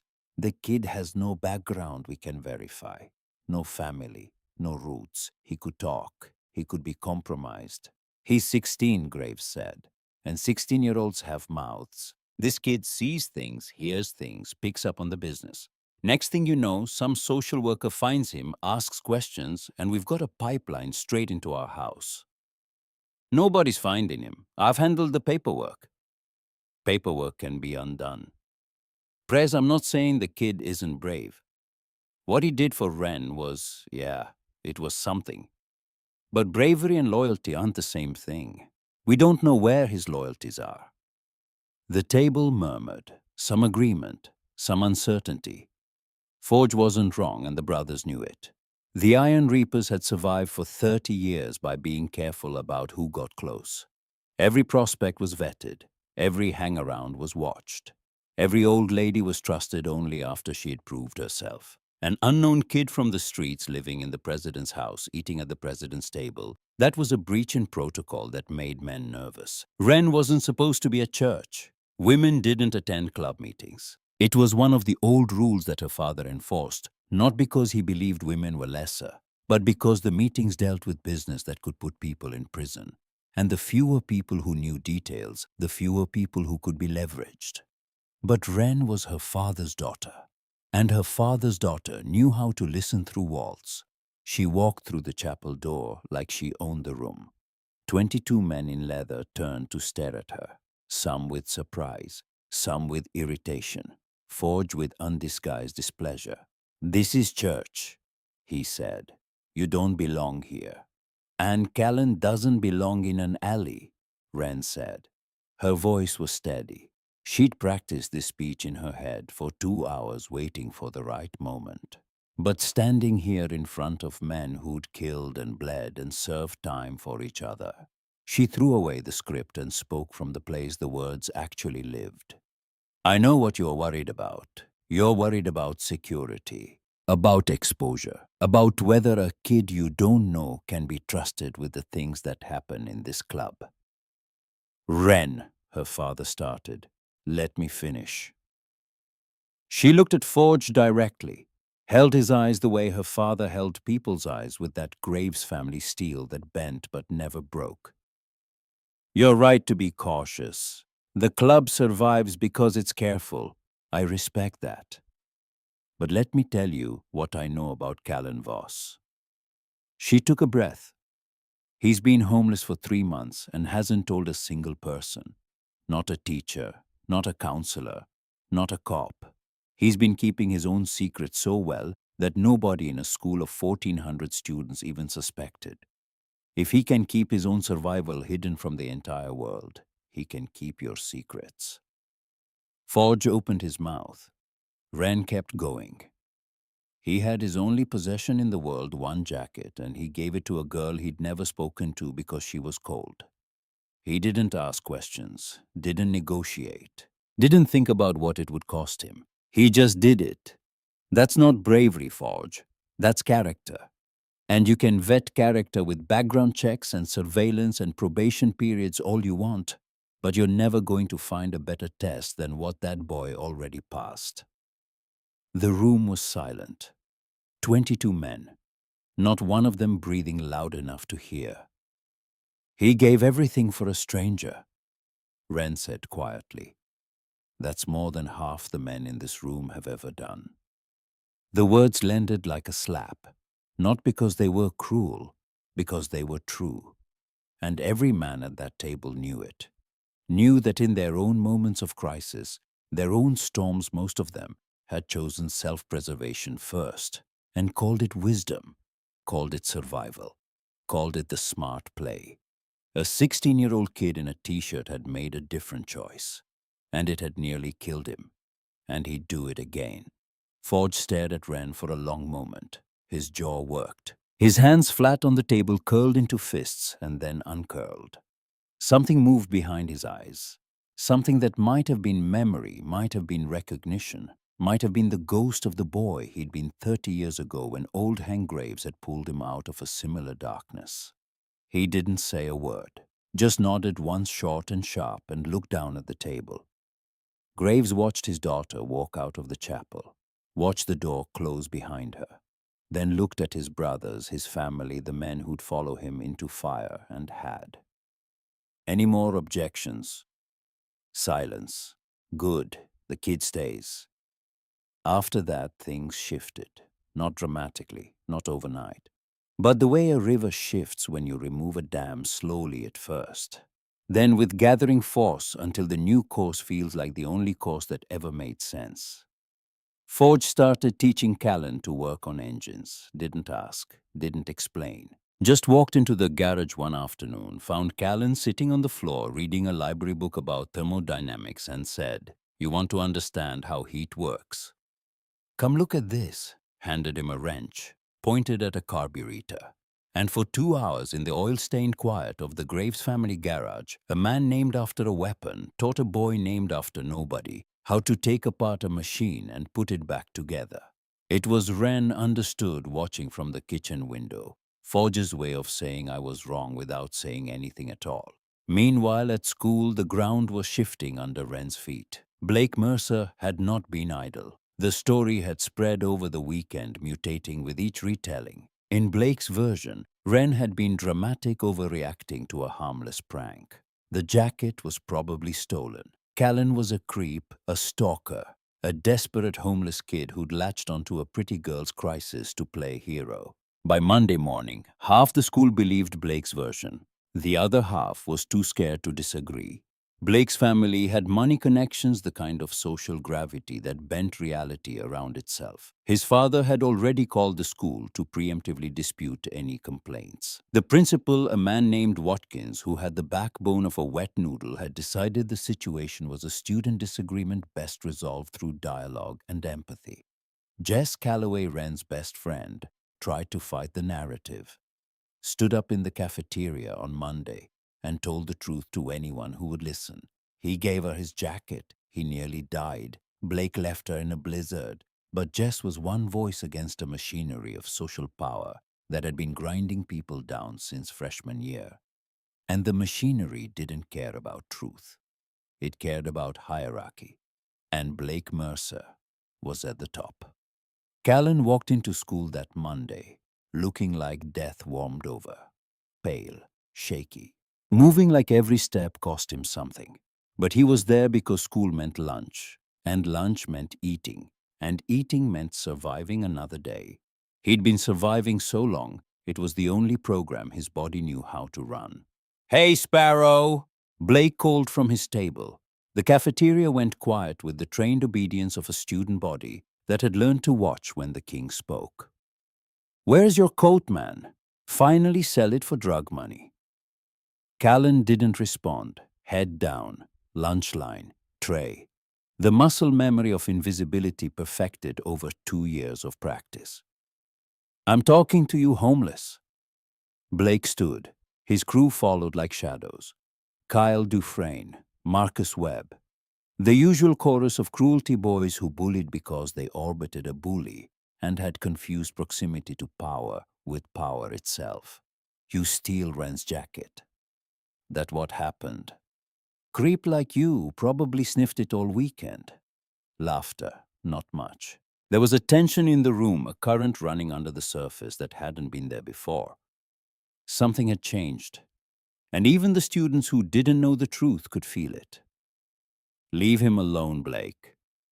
Jess stood up from her table, small and fierce dark hair pulled back, jaw set.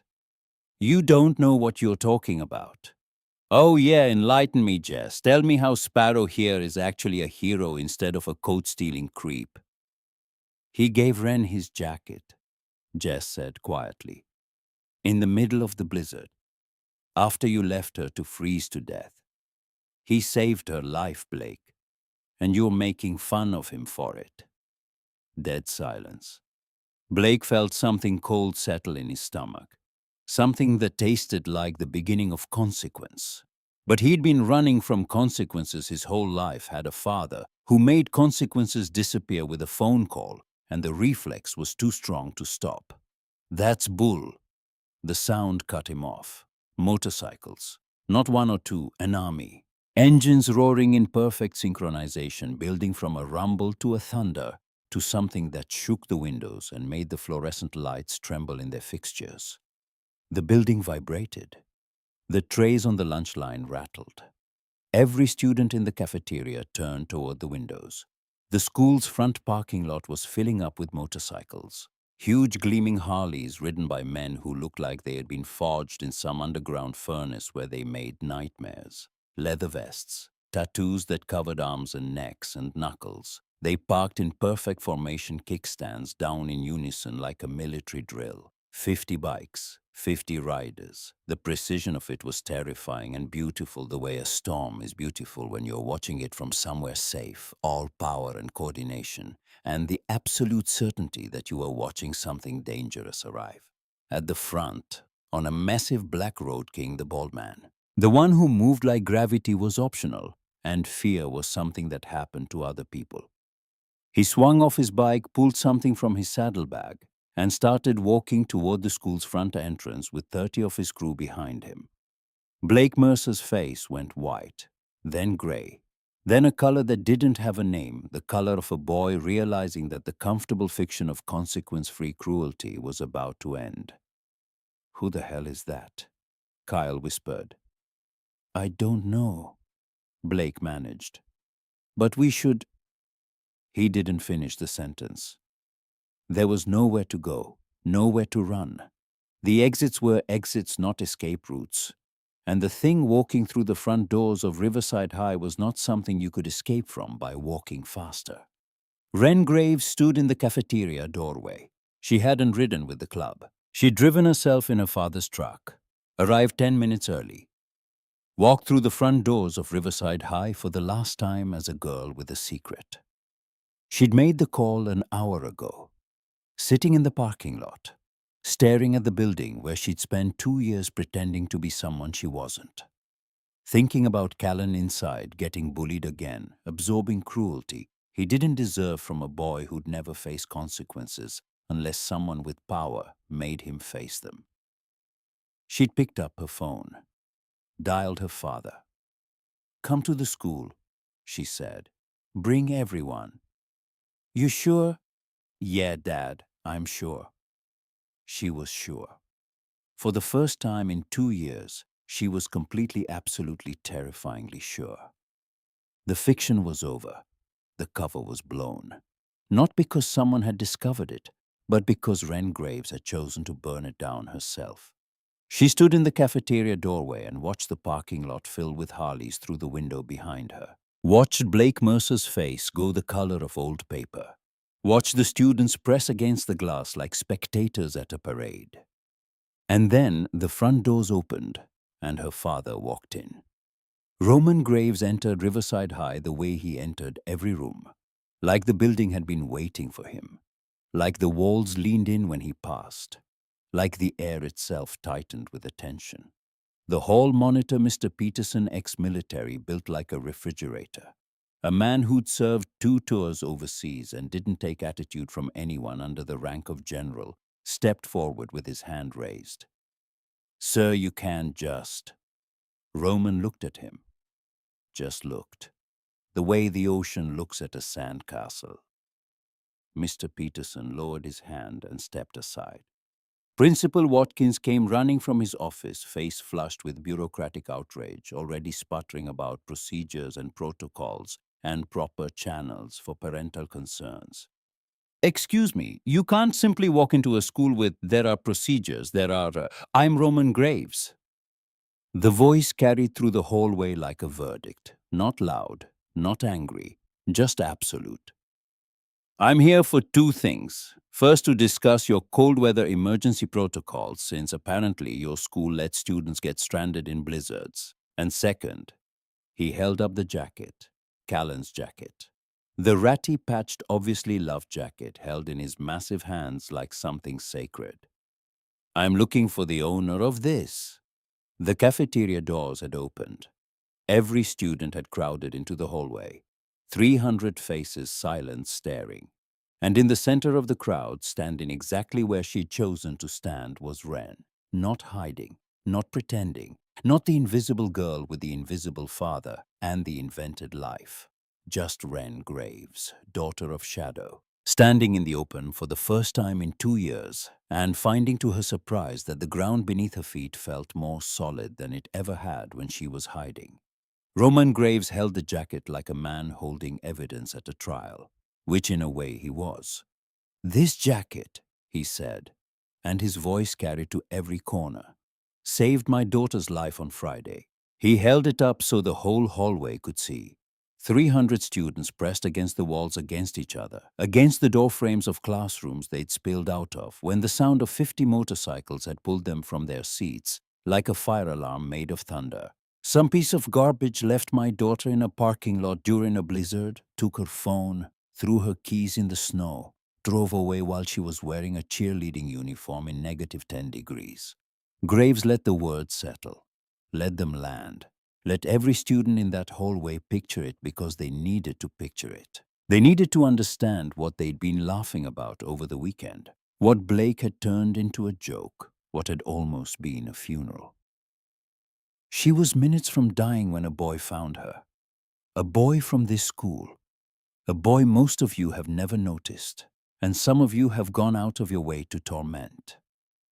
His eyes swept the crowd, found Kyle Dufresne, who looked like he wanted the floor to swallow him, found Marcus Webb, who was suddenly fascinated by his own shoes, found the teachers who'd let the bullying happen, who'd heard the name Sparrow used as a weapon and never intervened, who'd watched a kid eat alone every day for 2 years and decided it wasn't their problem. This boy gave my daughter his only coat, his only possession in the world. Gave it to her without hesitation, without asking for anything, without even telling her his name. Then he walked away into that storm wearing nothing but a t-shirt. Nearly died. Graves paused. The pause was surgical, the silence of a man who understood that what you didn't say was sometimes louder than what you did. "So I'm asking, whose jacket is this?" The hallway held its breath. Then from the cafeteria doorway, a small voice, quiet but steady, the voice of a boy who had spent 2 years perfecting the art of being nobody and was now for the first time choosing to be seen. "It's mine." Callan Voss stepped forward. He looked like he might pass out, pale thin, still recovering from hypothermia that had nearly killed him days ago. His hands were shaking at his sides. Every instinct he had was screaming at him to retreat, to fade, to disappear back into the beige walls and scratched desks where invisible boys were safe. But Wren was watching him from across the hallway, and the look on her face, not pity, not gratitude, but something fiercer, something that looked like pride, kept his feet moving forward. Graves turned, his expression transformed. The hard, dangerous mask that had silenced a hall monitor and paralyzed a principal melted into something Callan had never seen directed at him. Something gentle, something almost paternal. The look of a man recognizing something valuable in the last place the world would think to look. Callan Voss. Yes, sir. Callan stood in front of 300 people who'd spent 2 years pretending he didn't exist, in front of the teachers who'd let him be bullied, in front of the boy who'd made his life hell. Standing because a girl he'd saved had asked him without words, without anything but the look in her eyes across a crowded hallway, to stand. "My daughter told me what you did." Graves's voice was quiet now, meant for Callan, but carrying anyway the way truth carries through walls and silence and the noise of people's assumptions. "She told me you gave her this jacket, walked away with nothing, nearly died keeping her warm." "She was cold," Callan said. "I had a jacket." Math was easy. Graves smiled. It was terrifying and beautiful at the same time, something sacred happening in a place that didn't quite know what to do with it. "Yeah," Graves said softly. "That's what she said you'd say."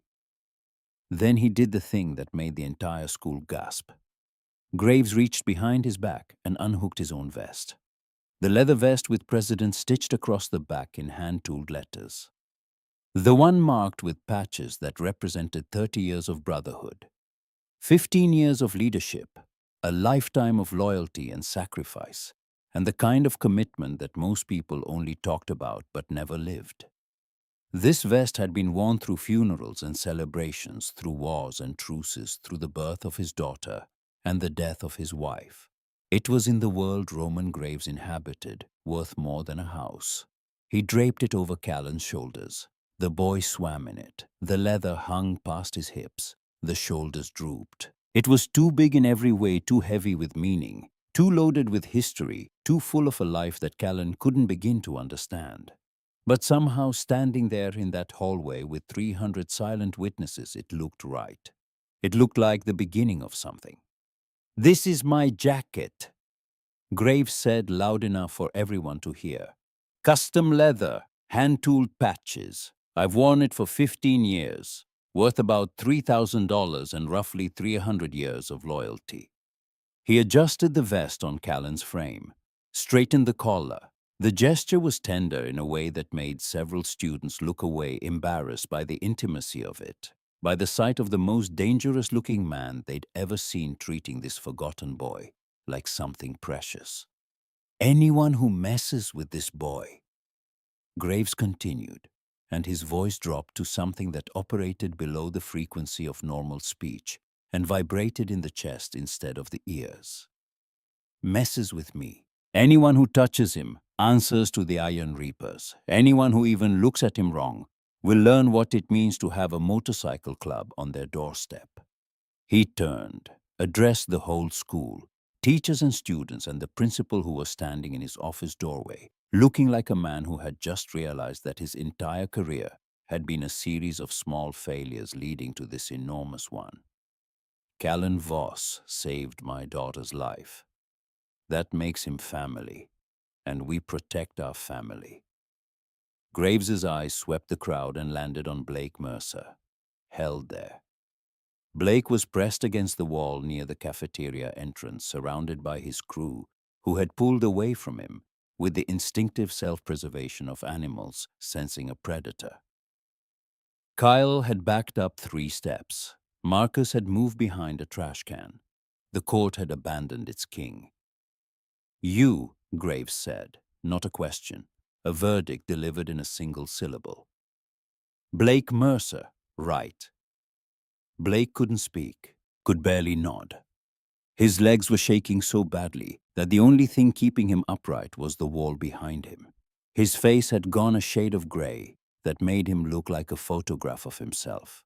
The color drained, the life drained, everything drained except the fear. "You left my daughter in a parking lot." Graves walked toward him slowly. The crowd parted. Of course they parted. "You didn't stand between Roman Graves and his destination any more than you stood between a river and the sea. Took her phone, threw her keys in the snow, drove away while she was wearing a cheerleading uniform in a blizzard because she had the nerve to tell you no." Graves's voice was conversational, casual even, which made it worse. The students who were old enough to understand tone recognized what casual meant in this context. It meant the anger was past the point of volume, past the point of threat. It had reached the quiet place on the other side, the place where decisions had already been made, and the only question left was execution. "That's attempted manslaughter in my book," Graves said. "Maybe even attempted murder. A prosecutor who wanted to push it could make a case. Cold weather, inadequate clothing, isolated location, deliberate abandonment. That's a checklist, Blake. A checklist for killing someone." "I didn't know." Blake's voice came out in a squeak, the sound of a boy whose instruments of power, his voice, his confidence, his daddy's money had been taken from him, the way he'd taken Ren's phone. "I didn't mean. You didn't think. Big difference." Graves stopped 3 feet from Blake, close enough to touch. Close enough that Blake could see every line in his face, every scar, every tattoo, every year of a life lived in a world where actions had consequences that couldn't be appealed or delayed or bargained away with a family lawyer. "See, I've got a problem. My daughter doesn't want me handling this the way I'd normally handle it. She wants to let the system deal with it, but I'm not really a let the system deal with it kind of guy. I'm more of a make sure this never happens again type." Blake backed up until he hit the wall. There was nowhere else to go. Please, Blake whispered. The word came out broken, the sound of a 17-year-old boy who had never in his life had to beg for anything, discovering what it tasted like. I'm sorry, I'll do anything. Anything. Graves let the word hang, tasted it, considered it. That's a big word, Blake. Your father likes big words too, uses them in courtrooms to make small things sound important. But I'm a simple man. I like simple arrangements. Here's what's going to happen. Graves held up one finger. You're going to apologize to Wren. Real apology. In front of the whole school. Not because your father's lawyer told you to, but because you understand what you did and you're genuinely sorry. Second finger. You're going to write a check for her medical bills and for Callan's. Third finger. 100 hours of community service at the homeless shelter on 5th Street, where people who don't have coats go to survive the winter, where people who get thrown away by people like you try to stay alive. My dad. Your dad's a lawyer, Preston Mercer, family law, big office on State Street. Graves smiled. It was not a smile that contained comfort. I already talked to him. He agrees this is fair. Considering the alternative is me pressing charges and making sure this follows you to every college application and job interview and background check for the rest of your life. Blake's mouth opened and closed. Your dad's scared of me, kid, Graves said quietly. You should be too. Blake nodded, fast, frantic. The nod of a boy who had just discovered that the world contained things his father's money couldn't fix. Good. Graves straightened. Oh, one more thing. He pulled out his phone, showed Blake the screen. Blake stared at it. His face went from gray to white to something that looked like grief. It was his BMW, or what had been his BMW. Now a cube of compressed metal at a junkyard flattened into a shape that made it look like modern art by an angry sculptor. Impounded for illegal parking, Graves said pleasantly, then crushed for unpaid tickets. Funny how 20 parking violations from the last year suddenly showed up in the system. Funnier how the impound lot only takes cash, and the fees, well, they went up to exactly what your car was worth. He pocketed the phone. Bureaucracy. Terrible thing. That's not you can't. Neither was leaving a girl to freeze to death, but here we are. Graves looked at Blake one more time, long enough to make sure the lesson had reached whatever part of Blake's brain was responsible for learning.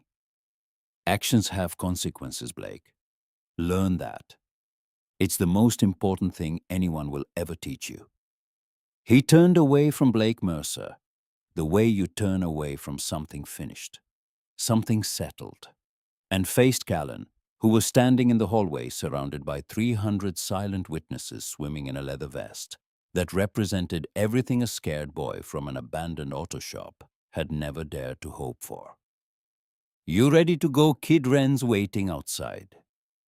And this was the moment. The moment that Wren had engineered, had planned, had driven herself to school early for, and called her father about, and stood in a cafeteria doorway to witness.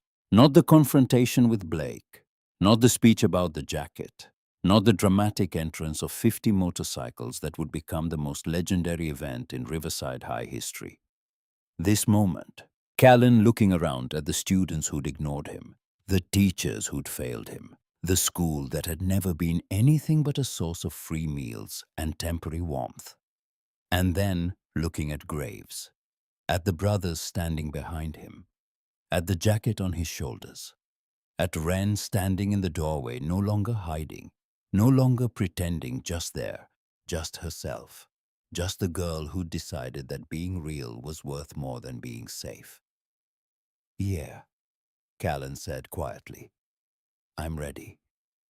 They walked out together. The Iron Reapers formed an honor guard around Callan, not because Graves ordered it, Because every man in that formation had heard the story, had seen the jacket, had understood what it meant for a boy with nothing to give everything.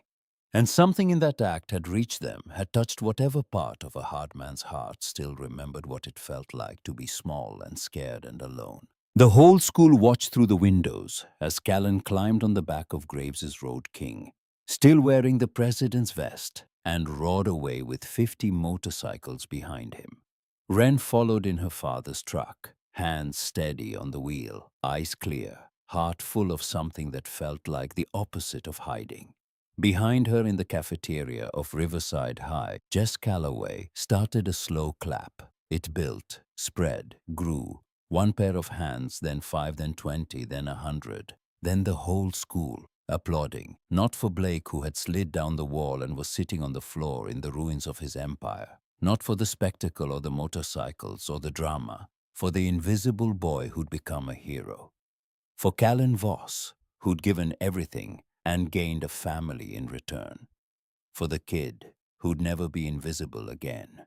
And in the doorway watching the applause build as she walked to her truck, Wren Graves understood that she hadn't just saved Callan today. She'd saved herself, shed the double life like a skin she had outgrown, chosen to be whole instead of hidden, real instead of safe, her father's daughter instead of nobody's girl. The cost was her cover, her normal life, the fiction she'd maintained for 2 years. The price was worth it. In the days that followed, Wren discovered something she hadn't expected. Being known was easier than being hidden. The students at Riverside High treated her differently, yes. Some with awe, some with fear, some with the careful politeness of people who'd heard the word reapers and filed it under do not engage. But nobody treated her as fake. For the first time in 2 years, every interaction she had was real. Every conversation was honest. Every friendship that survived the revelation was stronger for having survived it. Jess Calloway didn't even blink. "I always knew your dad wasn't an accountant," she said over lunch the next day. "Accountants don't have neck tattoos. Also, you flinch every time someone says the word insurance." Wren laughed, a real laugh. The kind she hadn't allowed herself in 2 years, because real laughter required real feelings, and real feelings required a real identity, and she'd buried hers under so many layers of fiction that she'd forgotten what it sounded like.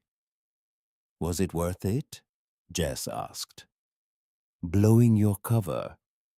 Wren thought about Callan, about the jacket, about the look on his face when her father had draped the president's vest over his shoulders and told 300 people that this forgotten boy mattered. "Yeah," she said, "it was worth everything." 3 months later, Callan stood in front of the mirror in his actual room in the Graves house, with an actual bed and actual furniture and a closet full of clothes that fit, and barely recognized himself. The gaunt, hunted look was gone. He'd gained 20 pounds of healthy weight. Regular meals did that. 3 squares a day, plus snacks that appeared in the pantry with suspicious regularity, plus Sunday dinners that Torque, the club's road captain and former professional chef, turned into feasts that lasted 3 hours and required a nap afterward. His hair was cut properly, not with kitchen scissors in a gas station bathroom. An actual barber recommended by Finch, who maintained his own beard with the precision of a religious ritual. He wore clothes that fit, jeans and a leather jacket that Forge had given him, worn enough to be comfortable, maintained enough to show respect, not the president's vest. That had been returned to Graves after the first week, with Callan's quiet understanding that wearing it was an honor he hadn't yet earned. But the biggest change was his eyes. The constant vigilance was gone. The expectation of the next blow, the next betrayal, the next closed door, it had faded. Not disappeared. It would never fully disappear. But it had retreated to a place where it didn't run the show anymore. He looked like a kid again. A kid who might actually have a future. "You clean up nice, Sparrow." Wren appeared in the doorway. She'd kept the nickname, but when she said it, it sounded like a term of endearment instead of a weapon. The word had been reclaimed, scrubbed of its cruelty, refilled with something warm. Still feels weird, Callan admitted, tugging at the jacket. You're not playing dress up. You're one of us now. Wren came in, flopped on his bed like she owned the place. She did that now, treated him like the brother she'd never had. It still made Callan's chest tight with something that felt like happiness, but that he didn't fully trust yet, the way a man who's been in the desert doesn't fully trust the first water he finds. They headed downstairs where the backyard was already filling up with reapers and their families. Kids running and screaming, old ladies in lawn chairs. Somebody had set up a volleyball net. Somebody else had started an argument about charcoal versus propane that had been running as far as Callan could tell since the founding of the club. This was what Callan had never understood about motorcycle clubs. They weren't just organizations. They were communities, families built from choice instead of blood, held together by loyalty and a shared code that said, the people you chose to love were just as real as the people you were born to. Callan. Graves waved him over to the grill where he was managing 100 burgers with Forge. Come here, want you to meet someone. An old man in a wheelchair, weathered as driftwood, eyes still sharp as glass. Hank Graves, Roman's father, the founder, the original. Pop, this is Callan, the kid I told you about. Hank looked Callan up and down with the assessing gaze of someone who'd seen everything at least twice. The coat kid. Heard a lot about you, boy. Sir. My son tells me you gave away your only jacket to save a stranger. That true? She wasn't really a stranger. We had English class together. Hank laughed. A sound like stones shifting in a riverbed. Kid, my granddaughter tells me you'd never spoken to each other before that day. Didn't even know her last name. She was a stranger. He leaned forward in his chair. You know what that makes you. Callan shook his head. Either really stupid or really brave. Maybe both. Hank grinned, and Callan could see where Roman had gotten his smile, the one that was terrifying and warm at the same time. Either way, you're going to fit right in here. The Iron Reapers got a long history of doing stupid, brave things. Before the cake, there was volleyball. Wren dragged him into a game where the rules seemed to have been invented on the spot and changed every time someone missed a serve. Callan was terrible, truly historically terrible. He missed every serve, got spiked in the head twice by Talk, who apologized both times with the sincerity of a man who was absolutely going to do it again, tripped over his own feet going for a save, and landed face first in the grass while Forge, the man who'd questioned his presence in the club a month ago, laughed so hard he had to sit down. But the laughter was warm, not the laughter he'd known at school, the sharp-edged kind that had teeth and drew blood. This was the laughter of people who thought he was funny because they liked him, not because they wanted to hurt him. They clapped him on the back when he made a lucky point, called him Sparrow the way Wren called him Sparrow, as a name of belonging, not a label of exile. Finch pulled him aside after the game. You know, I was homeless too, before Hank found me. He said it matter-of-factly the way you mentioned the weather or the score of yesterday's game. Slept in my car for 8 months while I was getting my engineering degree. Ate ramen 3 meals a day. Lost 30 pounds. He looked at Callan with eyes that understood. It gets better, kid, not all at once, not in a straight line. But it gets better. And one day you wake up and the first thing you think about isn't survival. It's breakfast. And that's when you know you've made it. Callan didn't know what to say to that, so he just nodded. But something in his chest unlocked a little more. Over the next hour, he met what felt like 100 people. The old ladies, the wives and girlfriends and partners of the members fussed over how thin he still was and loaded his plate until it threatened structural failure. Prospects guys in their 20s trying to earn their patches asked him questions about the house and about Graves and about what it was like living with the president, questions that told Callan they saw him not as an outsider who'd been given special treatment, but as someone who'd passed a test they were still studying for. He met Torque's daughter, a 9-year-old named Max, who challenged him to a cartwheel competition and won decisively. He met Forge's wife, a quiet woman named Ruth, who taught middle school English, and who looked at Callan with the particular tenderness of someone who'd heard the whole story and decided that this boy was now under her protection too. He met 3 former prospects who'd washed out, couldn't hack the discipline, but still came to the barbecues because the club was the only family they'd ever known, and family didn't end when you failed. He met the club, not the organization, not the hierarchy of patches and titles and parliamentary procedure that governed its business. The family. The messy, loud, overcooked burgers and bad volleyball telling embarrassing stories around a bonfire holding each other up when the world knocked you down family. And he understood, standing there with a paper plate sagging under the weight of more food than he used to eat in 3 days, that this was what his mother had meant. Not a house, not a building, not an address. People.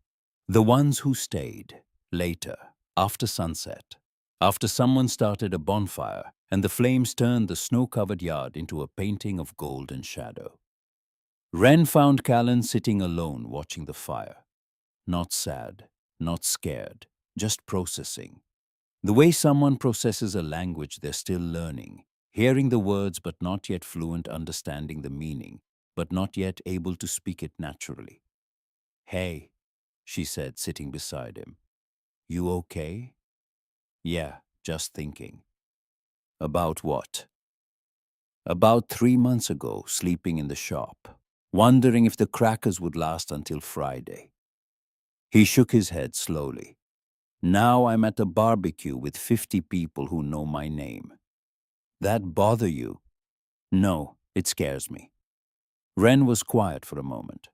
The fire crackled. Somewhere behind them, Forge was telling a story that required extensive hand gestures and was making Talk laugh hard enough to choke. "My dad told me something once," she said. "Back when Mom died. I was 8. I asked him if it was going to hurt forever. He said no. He said the hurt doesn't go away, but you build a life around it. You build walls and rooms and hallways and fill them with people and noise and love, and the hurt is still there in the basement. But you don't live in the basement anymore." She looked at Callan. "You've been living in the basement for a long time." "It's what I know. I know, but you don't have to stay down there." She bumped his shoulder with hers. "Come upstairs. We've got cake." The cake was huge, chocolate with vanilla frosting. Written in blue icing across the top in Wren's careful handwriting were the words "Welcome home, Sparrow." Callan stared at it. At these people who barely knew him throwing him a party. At the fire and the bikes and the laughter and the family that had claimed him as their own without asking his permission. Something cracked open in his chest. Not broke. Cracked open. The way a seed cracks open when it's ready to grow. The way ice cracks open in spring when the river underneath remembers how to move. He reached into his jacket, his mother's jacket, which he'd brought to the barbecue, and kept folded beside him all evening, into the pocket that had been stitched shut with dental floss. He'd opened it that morning carefully with a razor blade because something in him had said today was the day. Inside was a letter, folded once, written on hospital stationery in handwriting that shook because the woman who wrote it was running out of time and knew it. "My sweet boy, I know the world is going to be hard for you without me. I know you're going to be scared and alone, and you're going to think that nobody cares. But I need you to believe something for me even when it doesn't feel true. You are worth caring about. You are worth fighting for. You are worth every jacket and every sacrifice and every act of love that anyone will ever give you. And someday when you find people worth giving everything for, you'll know you found home. That's how you'll know. Not by the walls or the roof or the address, by the people. By the ones who stay. I love you forever and past forever. Mom." Callan read the letter once, twice, 3 times. The words blurred through tears he'd been saving for 18 months. Tears he had refused to cry in the auto shop or the school bathroom, or the frozen alley where he'd almost died because crying meant feeling. And feeling meant breaking. And breaking meant he might not be able to put himself back together. But here, surrounded by firelight and laughter, and the smell of burned burgers, and the sound of Wren's voice saying, "Come upstairs here," it was safe to break. Here there were people who would help him put the pieces back together. Here there were hands to hold him, and voices to remind him, and a home that wasn't a building, but a choice. He cried. Wren hugged him. Graves clapped a hand on his shoulder, heavy and warm and steady. The brothers cheered. Forge raised a glass.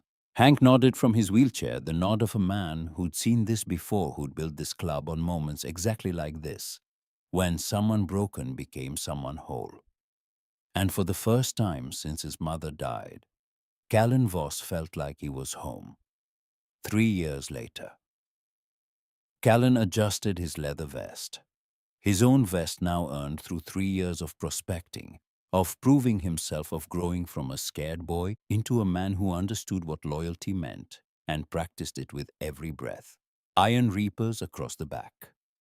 Sparrow on the front, the name reclaimed, repurposed, made into something proud. The coat patch Wren had designed showing a jacket with wings stitched above his heart. He was 19. Second year at community college studying mechanical engineering. A path that Finch, who had a degree in the same field he never talked about, had helped him find. Still lived at Graves's house but paid rent now. Insisted on it. Wouldn't hear otherwise. Graves had argued. Callan had held firm. It was, Wren told her father later, the most Graves-like thing anyone without the last name had ever done, and Roman had smiled that terrible beautiful smile and accepted the check. Still had Sunday dinner with Wren every week, a tradition that had started accidentally when Callan had come downstairs one Sunday evening to find Wren cooking pasta from a recipe she'd found online and had stayed to help because the sauce was burning and someone needed to intervene before the smoke detector staged a coup. Now it was sacred. Sunday nights. Wren cooked something ambitious and usually imperfect. Callan chopped vegetables and told her the sauce needed more salt. They talked about school and the club and the future, and sometimes on quiet nights when the house was empty and the past felt close, about the things they'd lost. His mother, her mother, the versions of themselves they'd been before the storm. Still worked part-time at the shop the club owned, learning from Forge, who had become something between a mentor and an uncle, and an unrelenting perfectionist who would make Callan rebuild a transmission 4 times until it was right, and then, when it was finally right, would say nothing at all, except hand him a beer and nod once, which was Forge's version of a standing ovation. His mother's jacket, the one that started everything, hung in a glass frame in Graves's office. Next to it, Callan had placed her letter, the one from the stitched-shut pocket, the one that ended with the words, "By the people, by the ones who stay." "You ready?" Wren appeared in the doorway. 19 now, pre-law at the State University. Already scaring the club's actual lawyer with her arguments during contract reviews. Wearing a dress that would make her father's blood pressure spike and heels that added 3 inches to her 5'4" frame. Ready for what? Blake Mercer's sentencing. "You said you'd come with me." Callan had almost forgotten. Blake, who'd gotten arrested 6 months ago for drunk driving, who'd violated the probation he'd received after the parking lot incident, who'd spent 3 years watching his world shrink as consequences he couldn't outrun caught up to him one by one. The community service, the destroyed reputation, the friends who'd drifted away when his social currency collapsed, the father who'd stopped returning calls after the second arrest, having finally found a problem his money and his connections couldn't make disappear. "You sure you want to go?" "Yeah." Wren linked her arm through his. The gesture was natural now. The ease of two people who'd been through something that forged a bond stronger than romance, stronger than friendship. Something that didn't have a name because the language hadn't invented a word for what you become. To the person who saves your life and whom you save right back. I want him to see us. I want him to see that we're fine, better than fine, that what he did didn't break us. They rode to the courthouse on Callan's bike.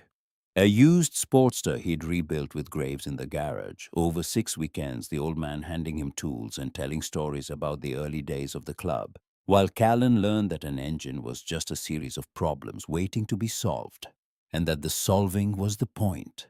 The courthouse was downtown, marble and columns and the carved words of justice that adorned every building, where people decided other people's futures. Blake was there with his father. They looked alike in a way they probably hadn't 3 years ago, both diminished, both wearing the tight expression of men who'd expected the world to accommodate them and had discovered too late that it wouldn't. The sentencing was quick. The judge, a woman with gray hair and zero tolerance for repeat offenders, was not impressed with Blake's excuses or his father's expensive arguments. 6 months in county, 2 years probation after release. The gavel fell with a sound like a door closing. As they filed out of the courtroom, Blake caught up to them in the hallway. He looked smaller than Callan remembered. 3 years of consequences had worn him down the way water wears stone, slowly but completely removing everything soft and leaving only the hard truth underneath. Ren. Callan. He looked nervous, defeated. Not the way a bully looks when confronted, but the way a person looks when they have spent years confronting themselves. I wanted to say I'm sorry for all of it. All of the parking lot, the bullying, everything. Callan looked at the boy who'd made his life hell, who'd let Kyle coin the nickname that had followed him for 2 years, who'd thrown paper at his head and called him street rat and homeless and worse, who'd left Ren to freeze because his ego couldn't survive a no, who'd learned through 3 years of slow and painful education that the world contained consequences his father's law degree couldn't appeal. Apology noted, Callan said. He didn't say accepted. He wasn't sure he had gotten there yet. Maybe someday, maybe not. But he'd gotten to noted, which was progress, which was more than the boy who'd hidden food under his pillow 3 years ago could have imagined giving. You were right, Blake said quietly. That day, when you gave her your coat, you said it was simple math. She needed it more. He paused. Something moved across his face that might have been the first genuine emotion Callan had ever seen there. I spent 3 years doing math, Callan, calculating what you gave up, what I threw away. The math's not simple at all. No, Callan agreed, but the choice was. They left Blake there, in the courthouse hallway, left him to his 6 months and his regrets and whatever version of himself would emerge on the other side of a cell door. Maybe a better version, maybe not. That wasn't Callan's math to do anymore. Walked out into the sunshine together. Ren's arm linked through Callan's. The spring air warm on their faces after a winter that felt as it always did now, like a memory of something survived. The courthouse steps were wide and white and led down to a street full of traffic and noise and the ordinary business of people living ordinary lives. Callan stopped at the top, looked back once at the building where a boy he used to hate was being led to a future he'd built for himself one bad decision at a time. Then he looked forward, at the street, at the sky, at Ren standing beside him with her arm through his, patient as always, waiting for him to be ready. You okay? Ren asked. Yeah, I'm good. And he was, for real this time. Not the I'm fine of a kid sleeping in an abandoned building. Not the I'm okay of a boy hiding food under his pillow. Actually genuinely deeply good. The anger he'd carried, the one that used to live in his chest like a small sharp stone. The one that flared every time he saw Blake's face, or heard the name Sparrow used as a weapon, or remembered the cold of that alley, and the way the snow had felt like a blanket being pulled over his face had faded. Not into forgiveness exactly, into something quieter. Release. The understanding that Blake Mercer didn't matter anymore. His opinion, his cruelty, his existence in Callan's story had ended. The chapter was closed. Not with a slam, but with the quiet click of a door shutting on a room you no longer needed to enter.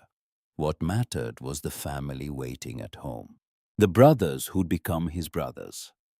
The father figure who'd shown up to parent-teacher conferences in leather made every administrator in the building suddenly very interested in Callan's academic success. The grandfather in the wheelchair, who called him Coat Kid and told him stories about the early days of the Reapers that were probably 60% true and 100% meaningful. The sister who'd claimed him and never let go and never would. The VP who'd questioned his presence and then spent 3 years quietly, stubbornly, relentlessly teaching him everything he knew about engines and loyalty and the art of saying, "I was wrong," without actually saying the words. What mattered was the jacket in the glass frame in Roman's office. Patches and dental floss and love stitched into every seam. Beside it, the letter, by the people, by the ones who stay. What mattered was the choice. The one he'd made in a parking lot during a blizzard. The one that had cost him everything and given him everything, and turned out in the end to be no choice at all. Just math. The simplest math there is. Someone is cold. You have a jacket. You give it away. And sometimes if the math works out, if the world is paying attention, if there are people out there who still believe that kindness deserves an answer, you get a family in return. Ice cream, Ren suggested. I'm buying. You're always buying. Because I'm a future lawyer with a trust fund, and you're a broke college student who spends all his money on motorcycle parts. Economic sparrow.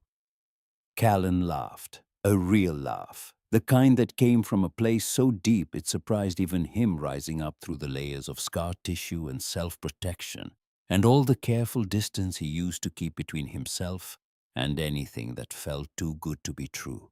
He'd been laughing more lately. Had noticed it one morning in the garage when Forge dropped a wrench on his own foot and cursed it in a language Callan didn't recognize, and Callan had laughed so hard he'd had to lean against the workbench to stay standing.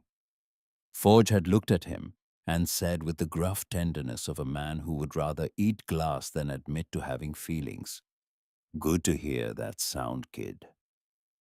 Good to hear that sound," as if laughter was something Callan had lost and found again like a key to a door he'd forgotten existed. And maybe that was exactly what it was. He started his bike. The Sportster rumbled to life beneath him, that deep mechanical purr that he'd learned to love the way some people loved music, not for the sound itself, but for what it represented. Movement, freedom, the open road, and the choice of which direction to ride.